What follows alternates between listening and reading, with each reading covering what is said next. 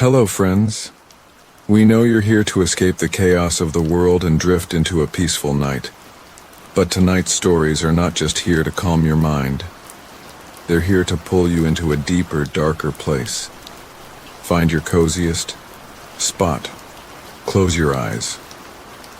Let the sound of the rain wash away the weight of your day. Please comment below. Where are you watching from? Your city and country. Why? Because we're weaving these stories just for you. Story number 1. The Dark Web. Lila sat alone at her desk, the only light coming from the soft glow of her computer screen. The storm outside had been raging for hours, a constant roar of thunder shaking the walls of her house. The rain whispered against the window, its soft patter almost like a conversation from some unseen place. She stared at the screen, her mind heavy with thoughts she couldn't shake. She had been scrolling through random forums and websites, trying to pass the time while the storm brewed. It was one of those nights when everything seemed different. The air was thick with tension, and the storm outside only seemed to add to the unease. The rain whispered again, like a beckoning call, urging her to do something she had never done before. Her eyes drifted to a link buried deep within a thread.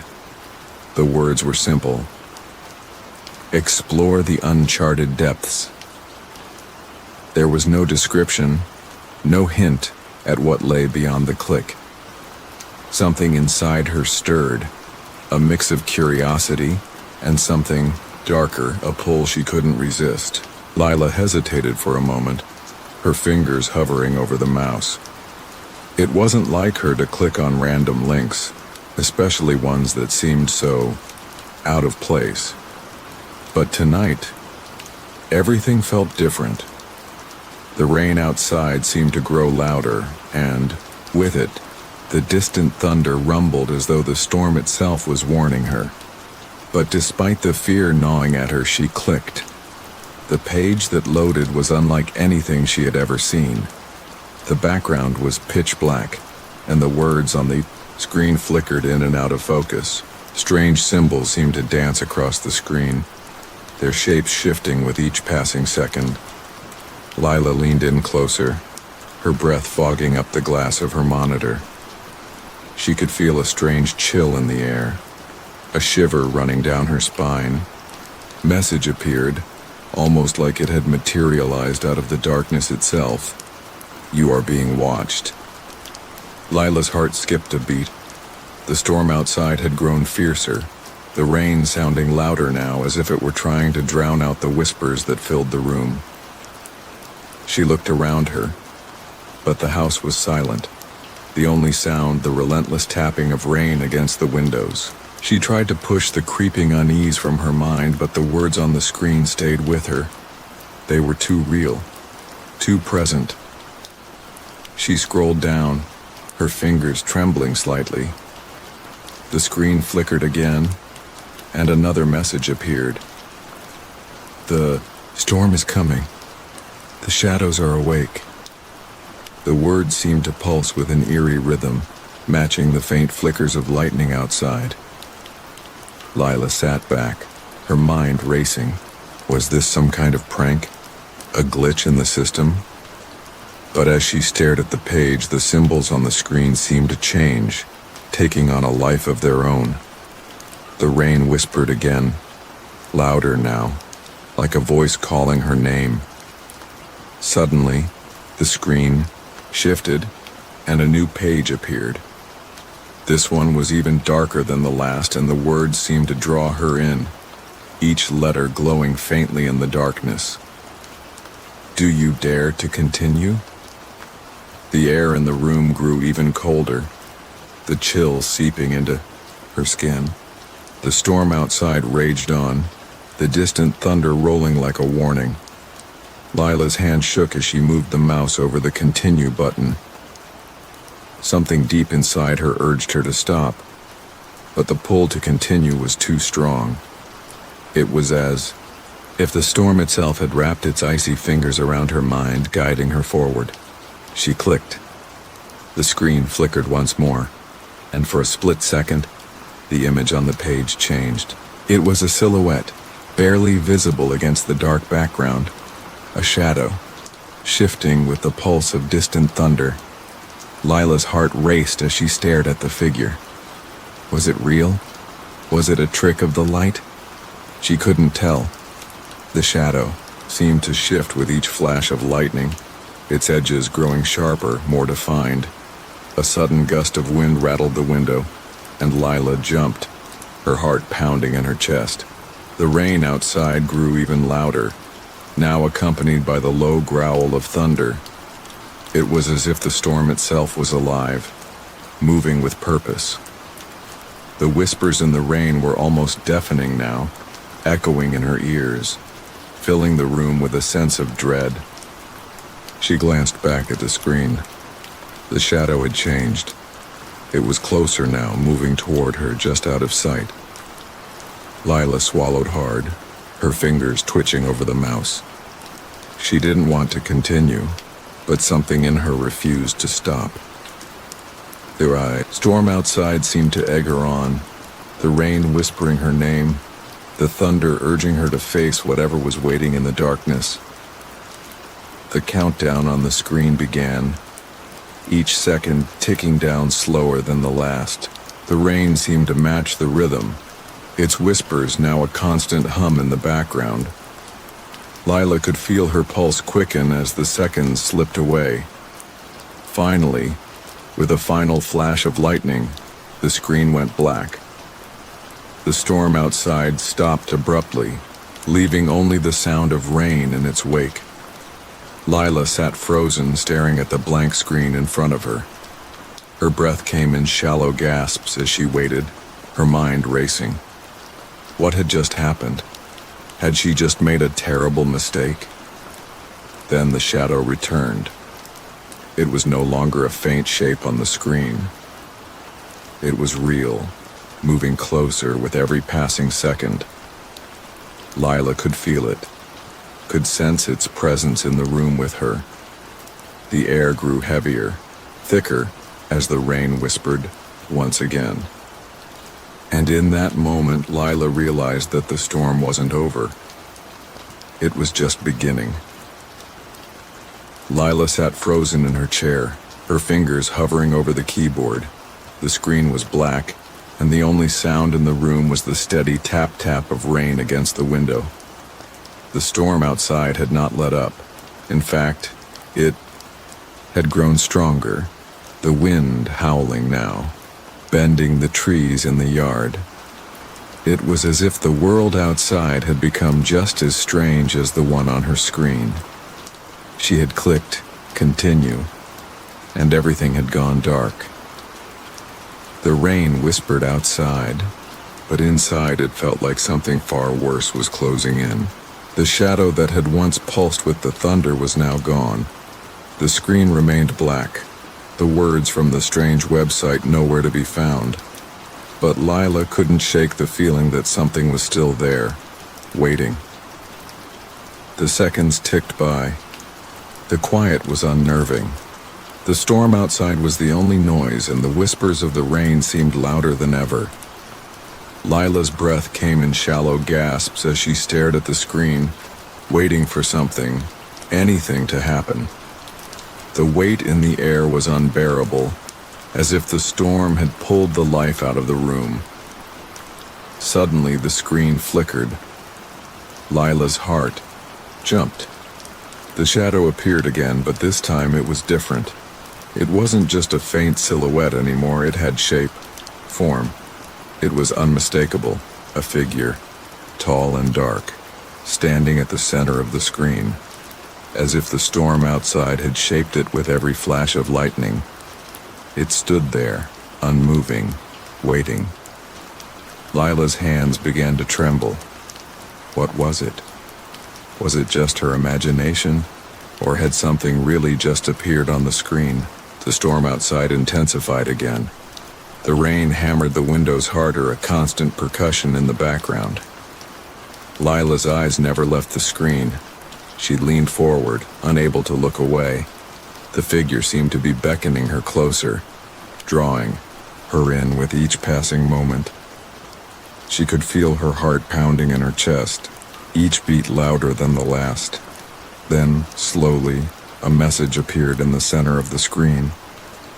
It was simple, but the impact of the words sent a chill down her spine. It calls to you. It has always called. Do you hear it?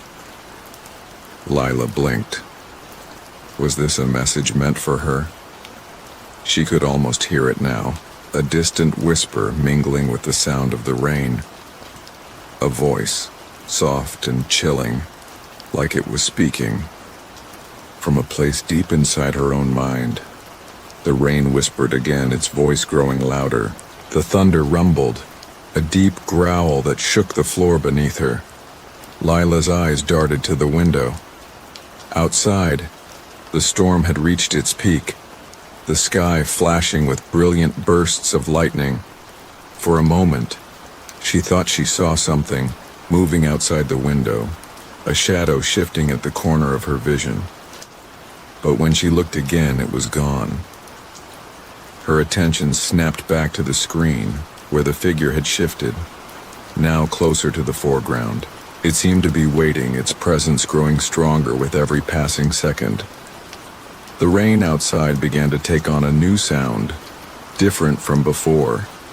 It was rhythmic now, like a pulse.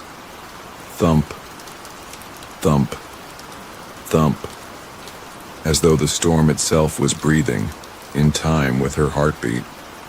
Lila could feel it in her chest, a steady rhythm syncing with her own. The shadow on the screen shifted again. This time it wasn't just a silhouette. It was a figure now, its outline defined, its features clear. It looked almost human, but something was wrong. The figure's face was obscured by darkness, but the emptiness in its gaze was undeniable. The storm raged on, the thunder crashing so loud that it nearly drowned out the whispers. But still the figure remained, its eyes boring into Lila, making her feel as though it could see her through the screen. She tried to look away, but something about the presence held her, a force that was both terrifying and magnetic. The rain was louder now, its whispers unmistakable. She could almost hear words in the sound, fragments of sentences that were almost within her grasp, but always just out of reach. The storm outside seemed to grow more furious with each passing moment, as though it too was calling to her. Then another message appeared. This time it was even simpler, yet more chilling. You are not alone. The words echoed in her mind, vibrating with an eerie resonance. The room seemed colder now, the air thicker, as if something unseen had entered. The figure on the screen was closer, almost as though it had stepped out of the darkness itself. Lila stood up from her chair, her breath shallow.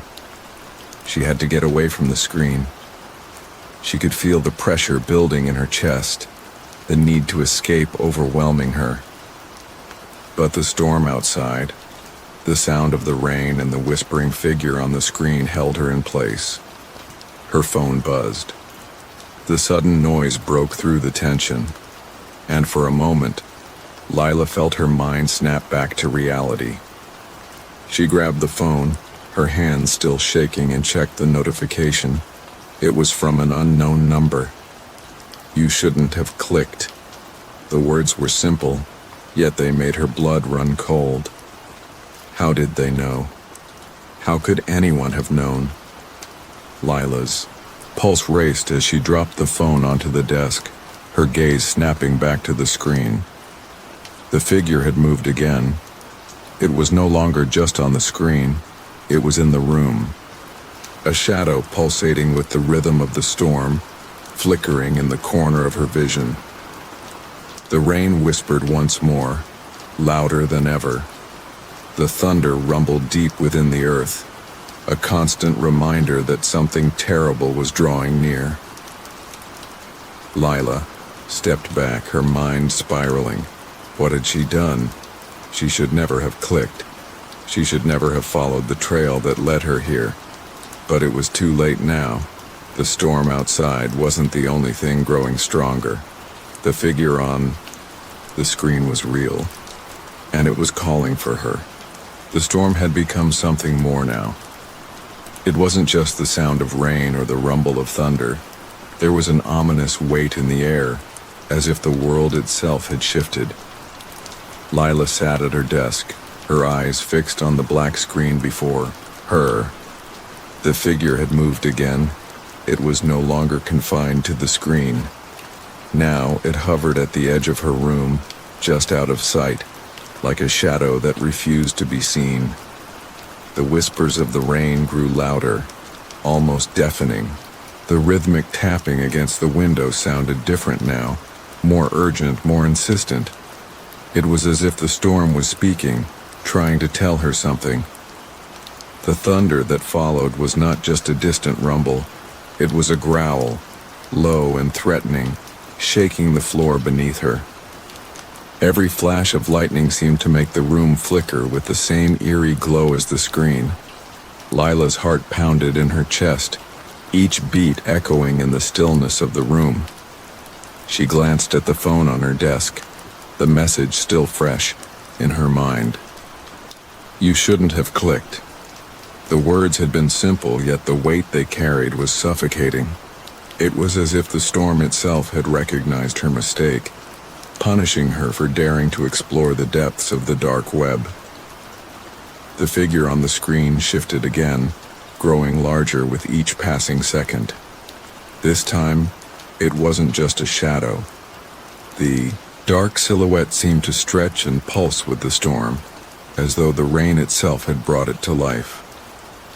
Lila blinked, her eyes straining to make sense of the shape. It seemed to move as if reacting to the thunder rippling with each flash of lightning. And then it spoke, not through words, but through the storm. The thunder rumbled, and Lila swore she heard a voice mixed within it, a deep, guttural sound that made her skin crawl. It was almost like a command, a beckoning, drawing her closer to the screen. She wanted to turn away, to shut her eyes, to block out the storm. But something about the presence on the screen kept her glued in place. The rain whispered again, louder now, as if urging her to listen. The shadows in her room seemed to stretch and sway with the rhythm of the storm, each movement darker and more unsettling than the last. Lila's fingers twitched, as if against her will. They hovered over the keyboard. She could feel a compulsion rising in her chest, a pull as though the figure on the screen was calling her closer, urging her to follow. Her mind raced. What was this thing? What did it want? She tried to push the questions away, tried to reason with herself, but nothing made sense anymore. The storm outside had become a living thing, its rage amplified by the shadows that now seemed to move in time with it. The rain was no longer just a sound. It had become part of the storm, part of the entity that had awakened. It was as if the storm and the figure on the screen were one and the same. The figure moved closer to the edge of the screen again, its form now unmistakably human, yet somehow not. The darkness that clung to it seemed to shift and wriggle, as though it were alive. Lila could almost feel the presence in the room pressing against her skin, filling the space with an oppressive force. She reached for her phone again, but as her hand hovered above it, she heard a loud, shrill noise coming from the screen. It wasn't a sound she recognized, but it felt like a warning. A pulse of energy surged through the air, and then the screen flickered again. Lila's breath caught in her throat as she saw the figure now standing directly in front of her. It had no face, no features to speak of, but she could feel its gaze, its presence washing over her. The room had grown colder, the air thick with the hum of the storm, every drop of rain now sounding like a drumbeat against her soul. The figure moved once more, its form shifting with each lightning strike. With every flash it became clearer, more solid, and yet just as impossible to understand. It wasn't human, but it wasn't something she could simply dismiss as a glitch in the screen. And then, just as suddenly as it had appeared, the figure disappeared. The screen went black again, leaving her in total silence. Lila sat frozen, her mind whirling. Had it been a hallucination? Was it real? Her eyes darted around the room, searching for any sign that the figure was still there. The rain had stopped, its rhythmic whispers leaving only the distant growl of thunder. But something else was different. The shadows in her room seemed to have deepened, stretched longer, as though they were waiting, watching. Lila grabbed her phone, her hands shaking as she checked it again. There was nothing new, no messages, no calls. But there was a sudden chill in the air, a feeling that she wasn't alone. The rain had stopped completely now. In its place, a stillness had settled, thick and suffocating. Lila turned to the window, peering outside into the darkness. The sky had cleared, but it didn't feel like night anymore. It was something else.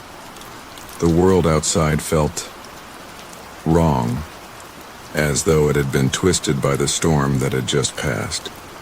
She couldn't explain it, but she felt it in her bones. The storm had left more than just water in its wake. It had left something else behind. Lila slowly stood up, her legs trembling. The room felt too small now, the walls too close. She took a step back, but as she did, the lights flickered once again, and she heard it. A soft whisper coming from the corner of the room. It wasn't the wind, and it wasn't the rain. It was something else, something that had followed her inside. She turned toward the sound, but there was nothing there. Just the shadow, pulsing with the rhythm of the storm that no longer existed. The silence in the room was deafening. Lila stood frozen, her breath shallow as she stared at the corner of the room where the shadow had once pulsed with the storm. It was gone now, but the weight of its presence lingered, thick and suffocating. The whispers of the rain had ceased, and the air had grown unnaturally still. The storm outside had passed, but something told her that the worst was far from over. Her hands trembled as she reached for the desk drawer. She had to do something, anything to make sense of this madness. The dark web had always been a place of danger, but this was beyond anything she had imagined. She couldn't help but think back to the message she'd seen on the screen earlier. You shouldn't have clicked. Lila pulled open the drawer and rummaged through its contents. She found what she was looking for, an old leather-bound journal she discovered a few days ago in a second-hand bookstore. It had been tucked away in the back of the store, hidden among the shelves of forgotten books. There was something strange about it. The pages were worn, the ink faded, but it felt important, as if it had been waiting for her. She flipped it open, her fingers brushing over the fragile pages until she found what she was looking for. A symbol. No, a warning. Etched on the paper. It was a strange, swirling design, one she hadn't seen before, but there was no mistaking it. It was the same symbol that had appeared on the screen. Lila's heart raced as she read the words that accompanied the symbol written in a shaky hand. The storm is the key. The shadow lives with it. You must sever the connection, or it will never leave you. The realization hit her like a thunderclap. The storm, The figure, the connection, was real. It wasn't just an illusion, a glitch. The dark web had tapped into something ancient, something tied to the weather itself. She had unknowingly opened a door that connected this world to something darker, something that fed on the chaos of the storm. The storm was not just a weather pattern, it was a doorway. Her thoughts raced as she searched for a way to sever that connection. The journal didn't give her much more information, but there was one thing she knew. She had to act quickly. The longer the shadow lingered, the more it would grow, feeding off her fear and the storm's energy. She wasn't sure how, but she had to stop it. Lila stood up, feeling the weight of the decision she was about to make. She moved toward the window, pulling back the curtains. Outside, the sky had cleared, but it wasn't the same. The clouds had dissipated, leaving behind a strange, eerie calm. The streets were empty and everything felt suspended in time. It was as if the storm had left a scar on the world itself. With a deep breath, Lila opened the window, her fingers brushing the cold glass. She could still feel the electric charge in the air, the after effects of the storm. And there it was, the faintest hum, a whisper that seemed to come from everywhere. The storm wasn't truly gone. It had merely quieted, waiting for its next moment to strike. Lila knew what she had to do.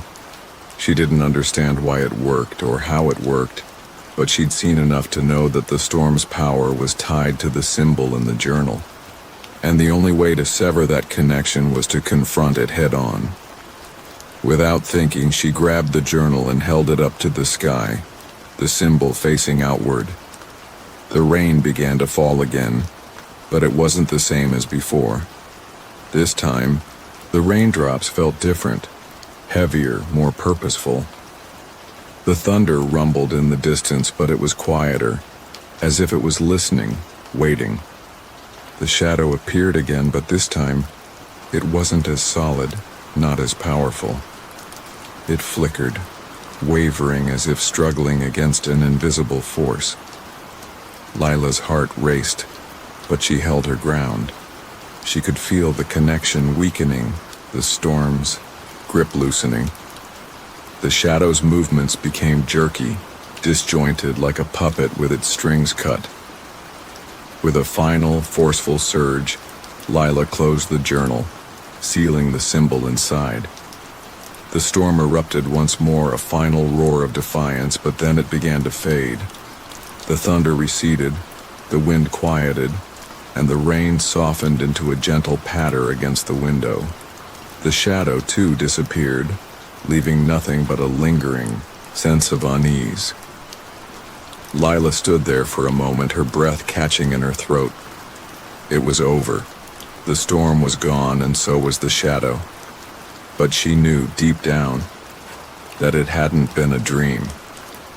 The dark web, the figure, the storm, it had all been too real, too connected to the world she lived in. But for now at least she was free. The window was still open, the cool air pouring in, and the world outside felt different. Lila didn't know if she'd ever fully understand what had happened, or if the storm would ever return. But one thing was certain: she would never again be the same person who had stumbled onto the dark web that night. The rain whispered one last time, a soft, fading hum. And with it, the world seemed to breathe again. Story 2. The Weight of the Night. The house was quiet. The only sound was the soft hum of the old clock ticking in the hallway, its rhythm almost hypnotic in the stillness of the night. Outside, the EO, rain began to fall in soft, steady sheets, the droplets tapping against the window like the gentle fingers of someone trying to get in. But inside, everything was calm, almost too calm. Lena lay in her bed, her eyes wide open, staring at the dark ceiling. She hadn't meant to wake up, but the feeling had come again. That feeling. The same suffocating presence, the same sense of something invisible pressing down on her chest. The sensation had been there before, countless nights. But tonight, it was different. Tonight it felt heavier. It started with the feeling of pressure. At first it was subtle, like a slight weight on her body, almost as if the blankets were too thick, but then it grew. Her chest felt as if it were being crushed by 1,000 invisible hands, her breath coming in shallow gasps. The room seemed to close in on her, and despite the rain outside, the air felt stale, thick, as if it were closing off every escape. Her body was paralyzed. She couldn't move, couldn't even scream. The darkness around her felt oppressive, and as the minutes stretched on, it was like time itself had stopped. Was she dreaming? Was it just her mind playing tricks on her like it had before? Or was there something else, something real, something sinister? She had heard the stories. They were just stories, of course, but everyone talked about them. The feeling of being watched, of being suffocated in your own bed, unable to move or cry out. People said it was a sleep disorder, something psychological, a result of stress or anxiety. But the more Lena experienced it, the more she wondered. Was it really just her mind, or was something else at play? Her thoughts were interrupted by a sudden noise, a low, almost imperceptible whisper, like a breath against her ear. It was faint, almost like the sound of the wind, but it wasn't the wind. She could feel the air around her shift, heavy and thick, like a presence had entered the room. Her heart raced, her skin crawling with the sensation of being watched, even though there was no one there.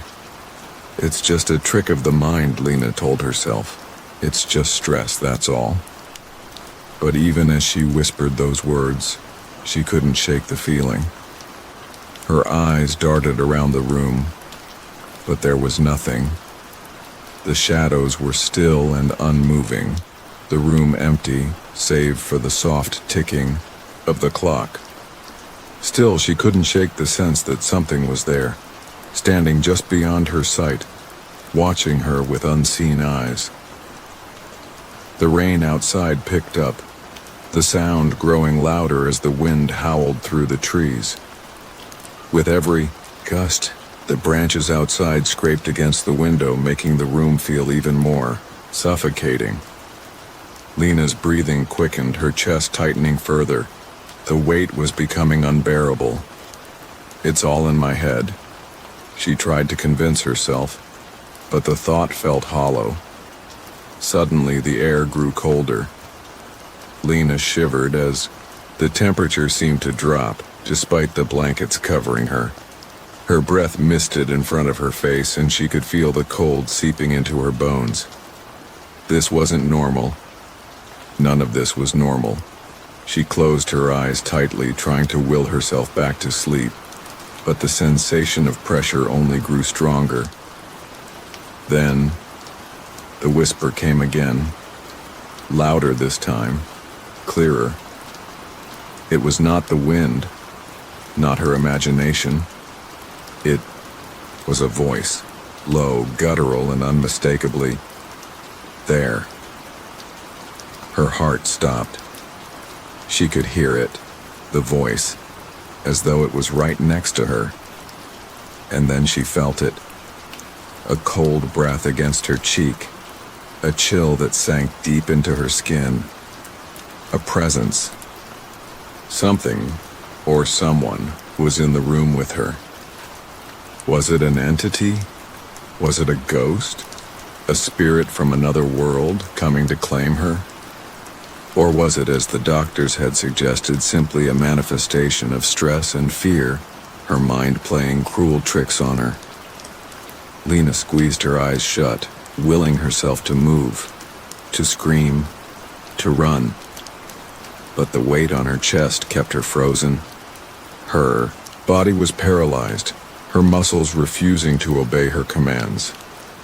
Panic rose within her as she struggled against the invisible force. The whisper turned into a hiss, and the pressure on her chest intensified. It was as though the very air in the room was alive, pressing in on her from all sides. The shadows seemed to stretch and twist, the darkness thickening into something more tangible. Help. The words slipped from her lips, barely audible. But there was no help. She was alone, trapped in the darkness, with no way to escape. For what felt like an eternity, Lena lay there, her mind racing. The storm outside raged, louder, the rain hammering against the roof as if it were trying to break through. But all she could focus on was the weight, the feeling that something was sitting on her chest, suffocating her, pressing her down into the bed. Then, as suddenly as it had begun, the pressure lifted. The air seemed to clear and the cold dissipated. The whispers stopped. The room returned to its usual quiet, and the darkness felt less oppressive. Lena's breathing was shallow, her heart pounding in her chest as she gasped for air, but the presence was gone. Was it gone for good? Or had it just retreated, waiting for the next time? The rain continued to fall outside, its rhythmic tapping on the window almost soothing now. But Lena couldn't shake the unease that lingered. She lay there in the stillness, her eyes wide open, her mind racing. Was it just a trick of the mind, as the doctors had said? Or had she truly experienced something unnatural? Something that defied explanation? As the rain whispered in the distance, Lena wondered if she would ever know the truth. Lena didn't sleep much that night. Her mind raced with thoughts of what had happened, replaying the strange sensations over and over in her head. What had it been? The weight, the cold breath, the whispers. Her body, paralyzed and weak, her chest constricted as if something unseen had pinned her to the bed. Was it a nightmare? A figment of her imagination? Or something more? She sat up in bed, wiping her forehead with the back of her hand, beads of cold sweat forming despite the warmth of the room. The sound of rain outside had grown heavier, the drops hammering against the windows like frantic fingers. But even the storm seemed like a distant echo, overshadowed by the unease gnawing at her thoughts. Something wasn't right. The days that followed felt strange. Each morning, Lena woke up still exhausted, her body stiff and her mind clouded. She had tried to shake it off. After all, it had to be a product of stress, right? The pressure of her recent work deadlines, the sleepless nights. But no matter how many logical explanations she found, something in her gut told her this was far from ordinary. Then one night, as she lay in bed, staring into the pitch-black void above her, the whispers returned. They weren't loud at first, just a faint rustling, like pages turning in a forgotten book. Lena froze, her heart hammering in her chest. The pressure was back, subtle at first, like the weight of a single finger pressing against her skin. She tried to move, to breathe deeply and calm herself, but it didn't work. The sensation was growing. The whispers grew clearer. "You're not alone." It was barely audible, but Lena heard it clearly. The voice was not human. Something cold and otherworldly lingered in the words, a shiver creeping down her spine. Lena tried to scream, but her throat was dry. She couldn't make a sound. The room around her seemed to thicken, the shadows growing longer, swirling like smoke. The darkness had taken on an almost tangible form, shifting and curling around her like a presence, as if it had its own mind, its own intention. It's just the wind, Lena thought desperately. It's just your mind playing tricks. But she couldn't shake the feeling that something more was at play.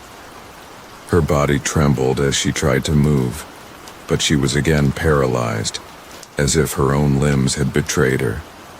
The air in the room grew colder, frigid almost. She could see her breath now rising in small puffs before her face. What was happening to her? As the room seemed to close in on her, Lena's gaze fell upon the small desk across from her bed. There, beneath a stack of old books, was an envelope she hadn't noticed before. It was weathered and yellowed, the paper wrinkled from age. Something about it pulled her in, as if it had been waiting for her to find it. Her hands trembled as she reached for it, her fingers brushing the envelope. It felt heavy, unusually heavy for a letter. The seal on the envelope was old, cracked and faded, with no return address. It looked as if it had been there for decades, untouched by time. Lena hesitated, but something inside her urged her to open it. She pulled the flap, the paper creaking as if it hadn't been disturbed in ages. Inside there was a single sheet of paper. The handwriting was bold and uneven, as if written in haste.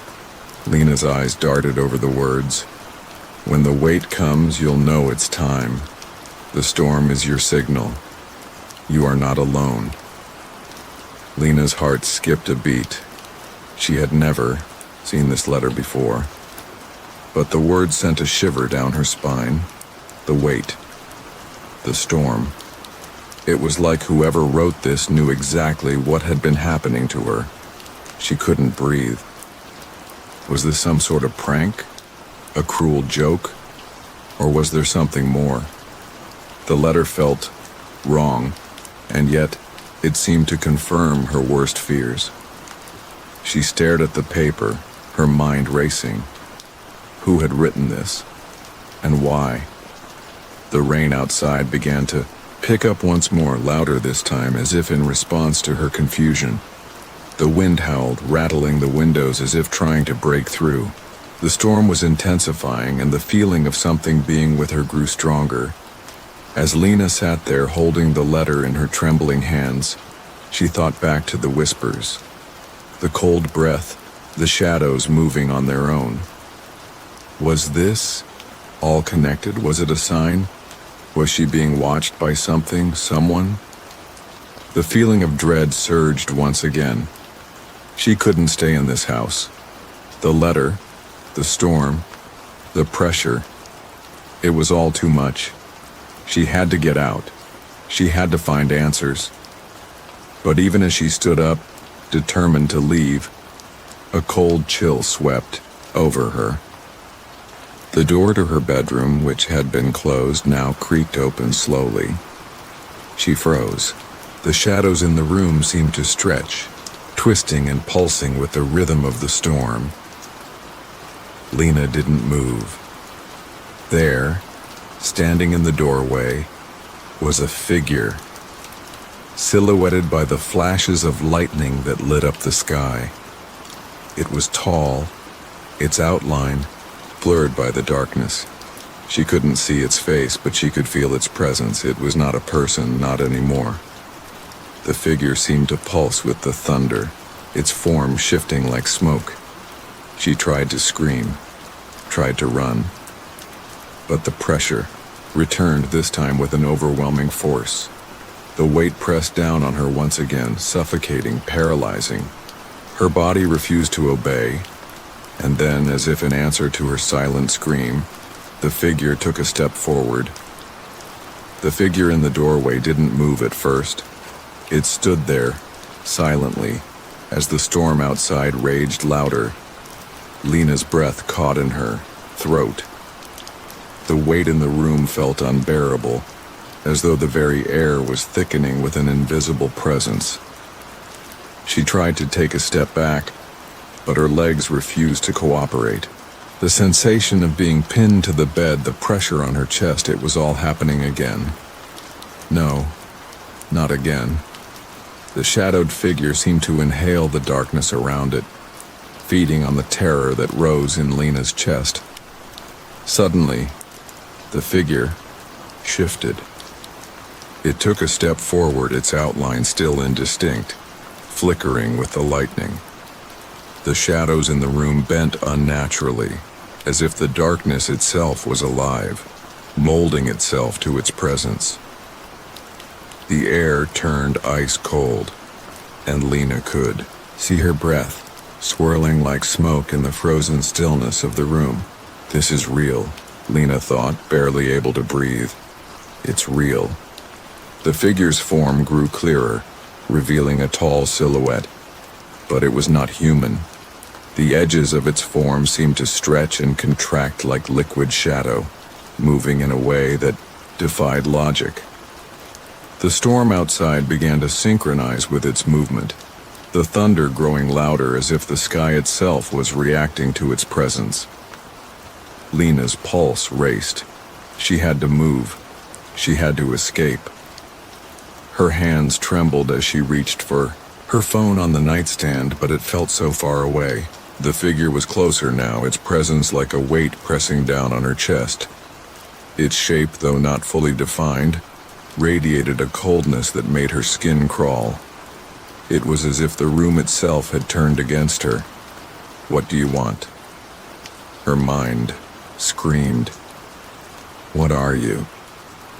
Without warning, the figure tilted its head, and for a brief moment, Lena thought she saw something. A face. But it wasn't a face as humans understood it. It was a shifting mass of shadows, constantly changing like a reflection in dark water that ripples endlessly. Then, she heard it. Whispers. Soft, familiar whispers, almost as if it was speaking her name. They were her whispers. The same words she had heard in her dreams. The same phrases that had haunted her since the storm began. You're not alone. The words echoed in her head, vibrating through her skull. She could feel the whispers creeping into her very thoughts, like fingers sliding through her mind. The air was thick with them, wrapping around her like a suffocating blanket. The pressure on her chest increased, and she gasped for air. Lena struggled to breathe, her thoughts blurring as she tried to focus on anything but the shadow in front of her. It was almost as if it was feeding off her fear, drawing strength from the terror that flowed through her veins. The storm outside howled louder, the wind battering the windows as if desperate to break through. And then, in an instant, the figure was gone. Lena blinked, disoriented, her eyes darting around the room. The weight, the pressure, was gone. She could breathe again. The shadows in the room seemed to pull back, leaving only the stillness of the night. But she didn't trust it. She knew that something had changed. Something was different. The room felt quieter, but not peaceful. It was as though the silence was holding its breath, waiting for something else. Lena stood frozen, staring at the spot where the figure had been moments before. Her heart was pounding in her ears. She couldn't take it any longer. She had to leave. The fear had paralyzed her for too long. The strange, inexplicable events had pushed her to the edge, and now she was ready to face whatever had been haunting her. As she made her way toward the door, the sound of footsteps echoed through the hallway outside her room. The noise was faint at first, but it grew louder with each passing second, until it was clear that someone, or something, was walking towards her. Her mind raced. Was it just her imagination? Or was the house somehow alive, reacting to her every move? She grabbed the door handle, twisting it quickly, but it wouldn't budge. It felt as though something was holding the door from the other side, preventing her from escaping. Panic surged through her chest as she yanked on the handle, but it remained firmly locked.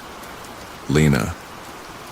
The whisper came again, but this time it was louder, more urgent, as though the very walls of the house were speaking her name.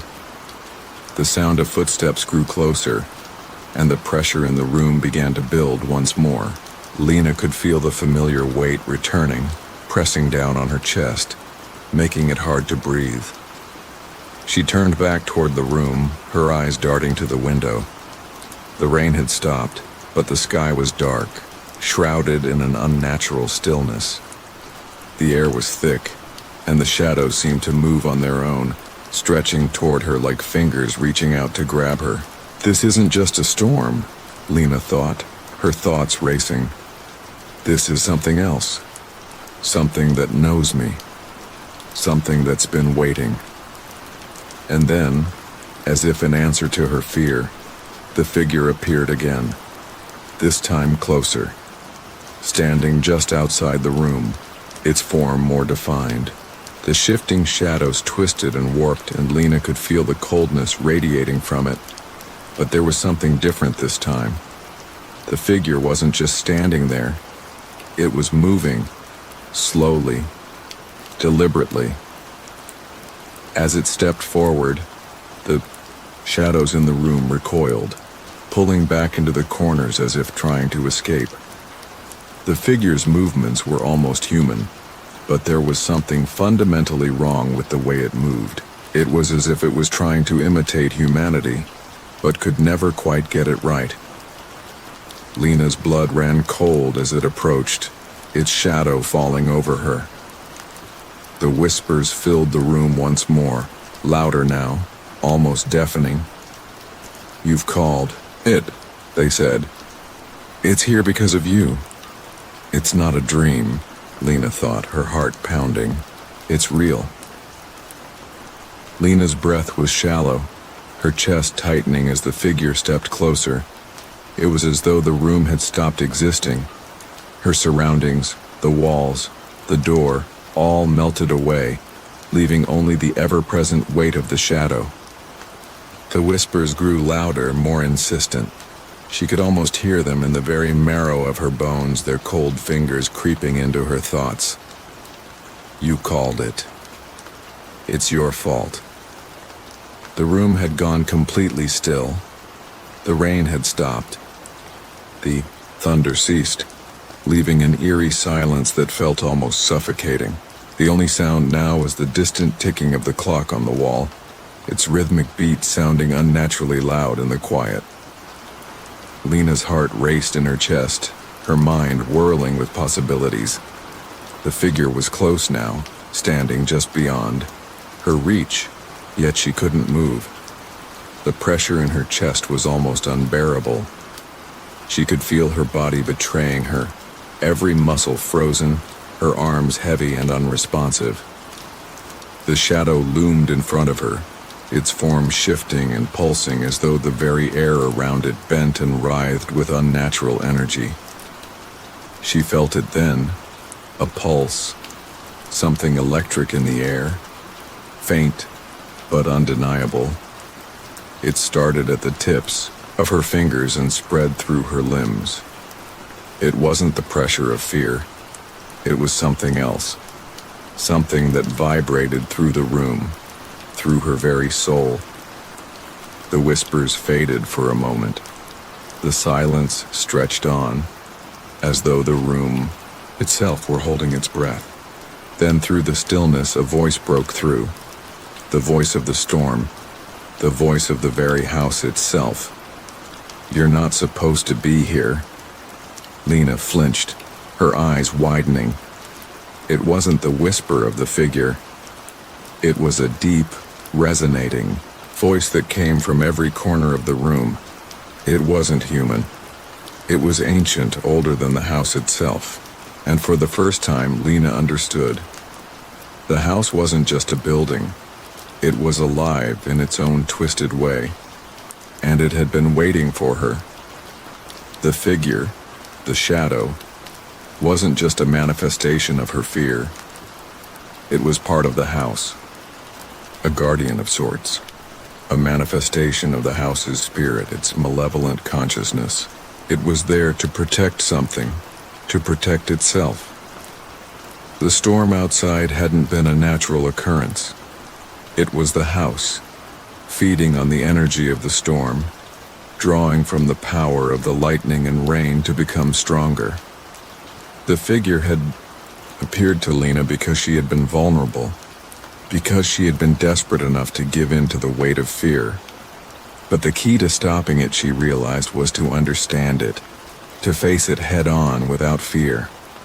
She stepped forward, her legs trembling, but this time, the weight pressing on her chest felt different, stronger. The whispers tried to claw at her, tried to drown out her thoughts, but Lena was resolute. She had spent weeks trying to rationalize everything, convincing herself that the pressure, the suffocating presence, was just her imagination, just stress, just a result of the darkness. But she couldn't lie to herself anymore. "I'm not afraid," she told herself. "I'm not afraid." The room seemed to pulse in response.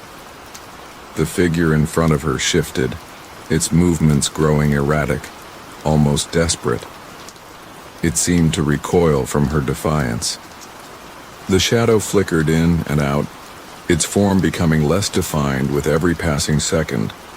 The pressure on her chest lessened, bit by bit. The weight that had once been suffocating now felt lighter, like a thin fog lifting. "You cannot fight me?"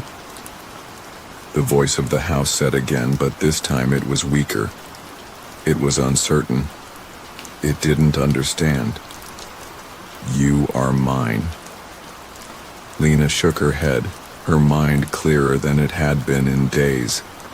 "No, I'm not yours." And with that thought, something inside her clicked. She was done being a prisoner of the house, a prisoner of her own fear. She reached out to the figure in front of her, her hand trembling but steady. The shadows hissed, recoiling from her touch, but she didn't pull back. Her fingers brushed the cold air where the shadow had been. In that instant, the room seemed to shake. The walls groaned as if the house were in pain. The thunder outside cracked, loud and fierce, as though the heavens themselves were screaming in agony. The figure screeched, a sound that rattled her bones. It surged forward, but as it did, it seemed to collapse in on itself like smoke being sucked into a vacuum. The air cleared. The weight on her chest lifted entirely, and the whispers stopped. For the first time in what felt like an eternity, there was no presence, no shadow, no suffocating force. The house was silent. Lena collapsed to the floor, her body shaking with exhaustion, but a strange sense of relief washed over her. She could finally breathe. But as she looked around the room, she noticed something different. The storm had passed. The sky outside was dark but still. No rain, no thunder, nothing. The night had returned to its natural state. She slowly stood, her legs unsteady but stronger now. The weight of the experience was still with her, but it was no longer a weight of terror. It was a weight of understanding. She walked toward the door, which now opened easily in her hands, and stepped outside into the cool night air. The house behind her loomed, but it was no longer alive, no longer a predator. It was just a house, and as Lena stood on the porch looking up at the stars, she realized something profound. Fear wasn't what had trapped her. It was the unknown. But now she understood. She had faced the unknown. She had broken free. And as she took one final breath, a soft whisper carried through the air. But this time, it wasn't terrifying. It was a reminder. You're not alone. The house had spoken its last words, and Lena knew, truly knew, that it was over. Story 3, The Ghost Ship of the Black Depths. The forgotten vessel. The water was colder than usual that morning. As the sun climbed high in the sky, its light barely penetrated the dark, churning waves of the ocean. To the untrained eye, the sea was calm, almost inviting. But those who knew better, the divers, the treasure hunters, could feel the tension in the air. Something wasn't right. Jackson Reed, the leader of the treasure hunting team, adjusted his oxygen mask and surveyed the scene. His crew of expert divers had been preparing for this expedition for weeks, and the promise of finding lost treasure, sunken gold, ancient artifacts, kept them motivated. But the dark rumors surrounding the shipwreck had plagued their minds. For days, they had heard the whispers, stories of a cursed pirate ship that had vanished centuries ago, a vessel that was said to be haunted by the souls of its dead crew, doomed to wander the seas forever. The Black Widow, Jackson muttered, under his breath, staring at the map before him. He'd seen the name in countless old maritime records, but no one had ever confirmed the ship's exact location. That was until now. They had found it, or so they thought. "Ready to dive, Captain?" Chris, the youngest of the group, asked as he adjusted his gear. His voice was full of excitement, but there was an edge of nervousness too. He had grown up hearing the same stories, and no matter how much of a skeptic he pretended to be, there was still a hint of doubt that lingered deep inside. Jackson nodded, his expression grim. "Just stay focused. We're here for the treasure. Nothing more." The team boarded the small boat that would take them out to the wreck. As they sped toward the coordinates, the ocean seemed to darken, the waves more violent. Jackson squinted against the horizon as he thought he saw something. A shadow just beneath the surface, far too large to be a rock. But it disappeared as quickly as it appeared, leaving only the familiar rolling of the waves behind. "Get ready," Jackson called to the team as the wreck came into view. The Black Widow, a massive pirate ship that had sunk in the 1700s, lay motionless on the ocean floor, half buried under layers of sediment. Its once proud sails were tattered and shredded, and its wooden frame was warped and decayed from centuries of saltwater erosion. Yet there was something unnervingly majestic about the sight. A ship that had lived through countless storms, battles, and horrors, now resting at the bottom of the sea, forgotten by time. "Let's do this," Jackson ordered, and one by one, the divers plunged into the cold abyss. As the team descended into the depths, the wreck loomed larger and larger. The ghostly presence of the Black Widow seemed to pulse beneath the waves as if it were waiting for them. The further they went, the darker it became, the cold wrapping around them like a vice. There were no fish, no signs of life, just the eerie stillness of the deep ocean. When they finally reached the wreck, the air felt heavier. Jackson motioned for the team to spread out and begin their search. Chris and Sam, the two most experienced divers, swam toward the wreck's stern, while Jackson, with his sharp eyes, led the rest of the crew toward the bow. It wasn't long before they found something, a large chest, heavily rusted but unmistakable. The lock had long since corroded, and the wood around it had rotted away, leaving only fragments. But there was something more that caught Jackson's attention. The faintest whisper. It sounded like a voice, though there was no one else around. He stopped in his tracks, his heart racing. It wasn't just the chest. There was something else, something wrong. He could feel the presence of eyes upon him, watching from the shadows, as if the ship itself were alive, its ancient bones holding on to some terrible secret. Suddenly, a loud crash echoed from below, sending a wave of pressure through the water. Chris and Sam's lights flickered erratically, and the calm surface of the ocean seemed to churn with unseen energy. Jackson spun around, his instincts kicking in. Get back to the surface now. But it was too late. A dark figure appeared from the shadows of the wreck, a shape indistinct and shifting like the fog. It was the first sign of something supernatural, a ghostly form that flickered in and out of existence. Then another appeared, and another. The spirits of the long-dead crew, their eyes hollow and empty, stared at the divers with an ancient, malicious intent. They whispered in a language no living soul had spoken in centuries. "Get out of there!"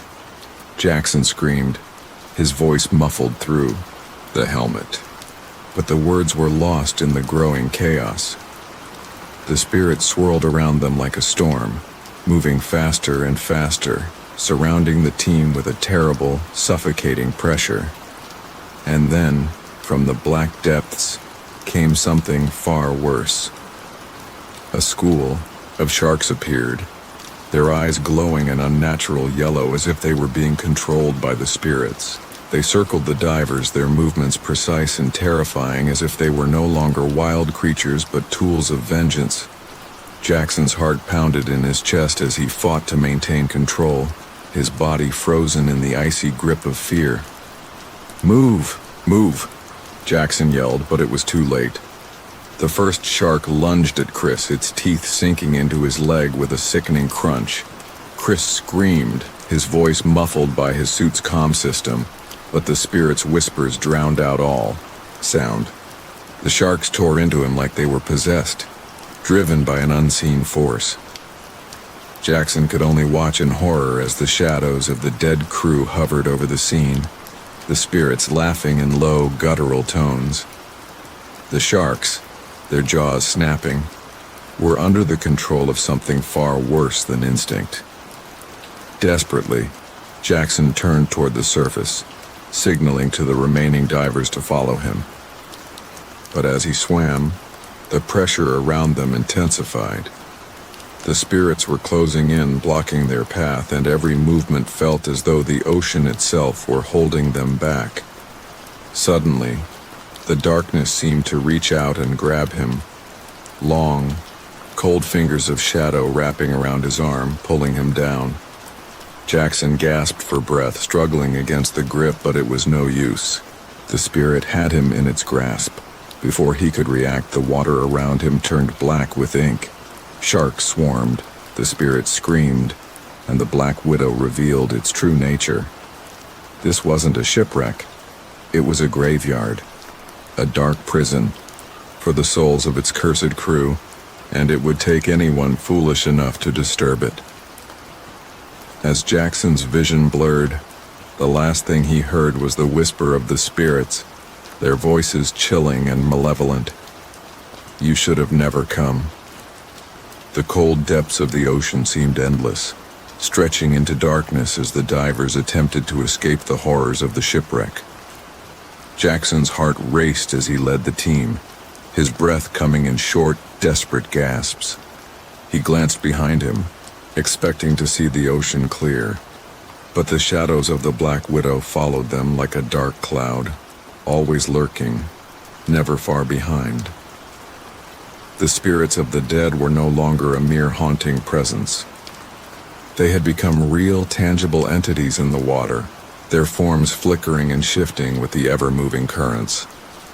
Every movement felt like an intrusion, every breath more suffocating than the last. The whispers of the crew, long dead and cursed, filled the water like poison, their voices carried by the currents that swirled around them. "You shouldn't be here," the words echoed in Jackson's mind. The spirits' voices no longer distant whispers but urgent commands, each one more insistent than the last. His mind raced, trying to make sense of what was happening. He had heard the legends, sure, but never had he imagined something like this. Ghosts, yes, that was what they were. But there was something more sinister in the water, Something far worse than just the spirits of a cursed crew. "We need to leave now," Jackson called out to his team, his voice sharp with panic. But as his eyes flickered across the wreckage, something caught his attention. Something that had not been there before. A shadow shifted against the wreck, an unnatural movement that seemed to belong to the darkness itself. Jackson's heart skipped a beat as the shadow grew, stretching and twisting until it formed a shape, a monstrous elongated figure that appeared to hover just beneath the surface of the water. The form was impossible to make out, but the dark presence of it filled him with a sense of dread, something far colder than the ocean could ever be. Suddenly Sam screamed, her voice cutting through the water filled with terror. Jackson spun around just in time to see her disappear into the darkness, a shadow swallowing her whole. The team's lights flickered, and for a moment, the ocean around them was pitch black. When the lights returned, Sam was gone. "Sam?" Chris called out, his voice trembling. But there was no reply. The team swam frantically, their lights darting around, trying to pierce the crushing darkness. But the deeper they went, the thicker it became. The Black Widow was a cursed ship, yes, but now it seemed to be feeding off their fear. The ship was alive, the spirits of the crew reaching out, their wails rising above the whispers. The sharks, those beasts once controlled by the spirits, were now circling them, their eyes glowing with an unnatural light. "They're coming for us," whispered a voice in Jackson's ear. He spun, his breath caught in his throat. There was no one behind him. The water was still, but the voice, that same voice, echoed again. "They're coming for all of us." It was Chris. He had heard the voice too. "They know we're here," Jackson said through gritted teeth. "The spirits, they know." He didn't need to say anything more. The fear in his eyes spoke volumes. Suddenly, a sharp, biting pain shot through Jackson's leg. He gasped, his body jerking with the shock. He looked down to see a massive shark clamped around his leg, its teeth sinking deep into the rubber of his suit, its jaws working to tear through. The water around him turned red, and for a second, all he could see was the blood swirling in the water. "Jackson!" Chris screamed, but his voice was swallowed by the water. The shark's grip tightened, and Jackson's world spun as he tried to pull away. But the more he struggled, the more the shark's bite deepened. Then, out of the corner of his eye, Jackson saw something worse. A second figure, this one human-like but distorted, emerged from the shadows near the ship. It was a ghost, a man, maybe once a crew member of the Black Widow. His face was hollow, skin drawn tight across bone. His eyes were empty voids, black as the deepest parts of the ocean, and his mouth twisted into a grotesque grin. The ghost was reaching for Jackson, its bony fingers stretching forward as if to pull him into the depths of the shipwreck. The spirits were here now, surrounding them, filling the water with their presence. They had been lying in wait, their thirst for revenge as deep and unyielding as the sea itself. Jackson's heart pounded in his chest as he tried to twist free from the shark's grasp. But the water was thick with fear, suffocating. He felt as though his body were being dragged down by an invisible force, as though the very ocean itself were conspiring to keep him in this watery grave. The ghost in front of him seemed to flicker, its form shifting like smoke, and then, in a flash of movement, it lunged at Jackson. But just before it could make contact, a bolt of light pierced the dark water, a bright, blinding flash that seemed to come from nowhere. The spirits recoiled, their howls rising in anguish as the water around them rippled with an unseen force. The sharks, momentarily confused, swam off into the distance, their glowing eyes fading into the dark.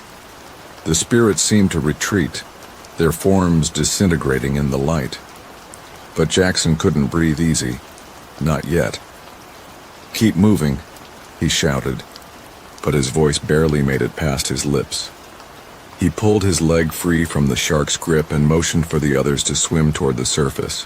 But the shipwreck was no longer the safe place it had once seemed. Something had shifted in the water. The ship wasn't just haunted. It was alive, feeding on their fear. And now, Jackson knew they had to leave before the ocean claimed them, too. They swam toward the surface, their hearts pounding in their chests, their eyes darting around in terror. The Black Widow was not just a graveyard for its crew. It was a prison, a place where souls were trapped forever, and anyone who dared disturb it would meet the same fate. As they broke the surface, gasping for air, they looked back at the wreck, the silhouette of the Black Widow looming over them like a dark, vengeful shadow.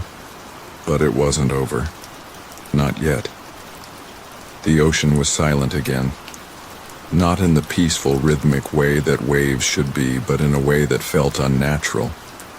Like the sea itself was holding its breath, waiting. Jackson floated for a moment, his leg throbbing where the shark had bitten him. The others were scattered around him, their eyes wide with terror.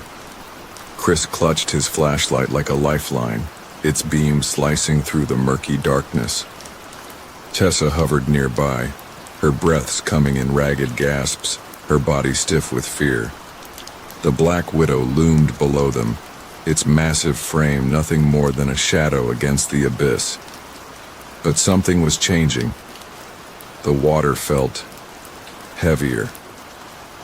A deep vibration rumbled through the sea, a soundless pressure that pressed against their bodies. Jackson's ears popped as if the ocean itself was shifting, pulling them downward. He had the distinct feeling that the wreck was no longer just sitting on the seabed. It was waking up. Chris was the first to notice. The ship. "It's moving," he whispered. Tessa turned sharply. "What? That's impossible." But then they all felt it. A pulse in the water, a slow, steady heartbeat coming from below. Jackson's breath caught in his throat. The ship wasn't moving in the physical sense, but it was alive. The spirits weren't just ghosts haunting a wreck, they were a part of it, woven into its very structure. Then the whispers started again. "The sea never forgets. You took what was never yours. Now, you belong to us." Jackson clutched his head as the voices grew louder. They weren't coming from inside his mind. They were coming from the water itself, vibrating through every molecule around him. The ocean was speaking, and it was angry. A sudden flash of movement below caught Tessa's eye. She aimed her light downward, and immediately regretted it. Dozens of figures drifted up from the wreck, their forms transparent yet impossibly real. The long-dead pirates of the Black Widow, their hollow eyes locked onto the intruders. Their mouths hung open in silent screams, as if they had been drowning for centuries, trapped in the moment of their deaths. One of them reached forward. His skeletal fingers brushed against Tessa's arm.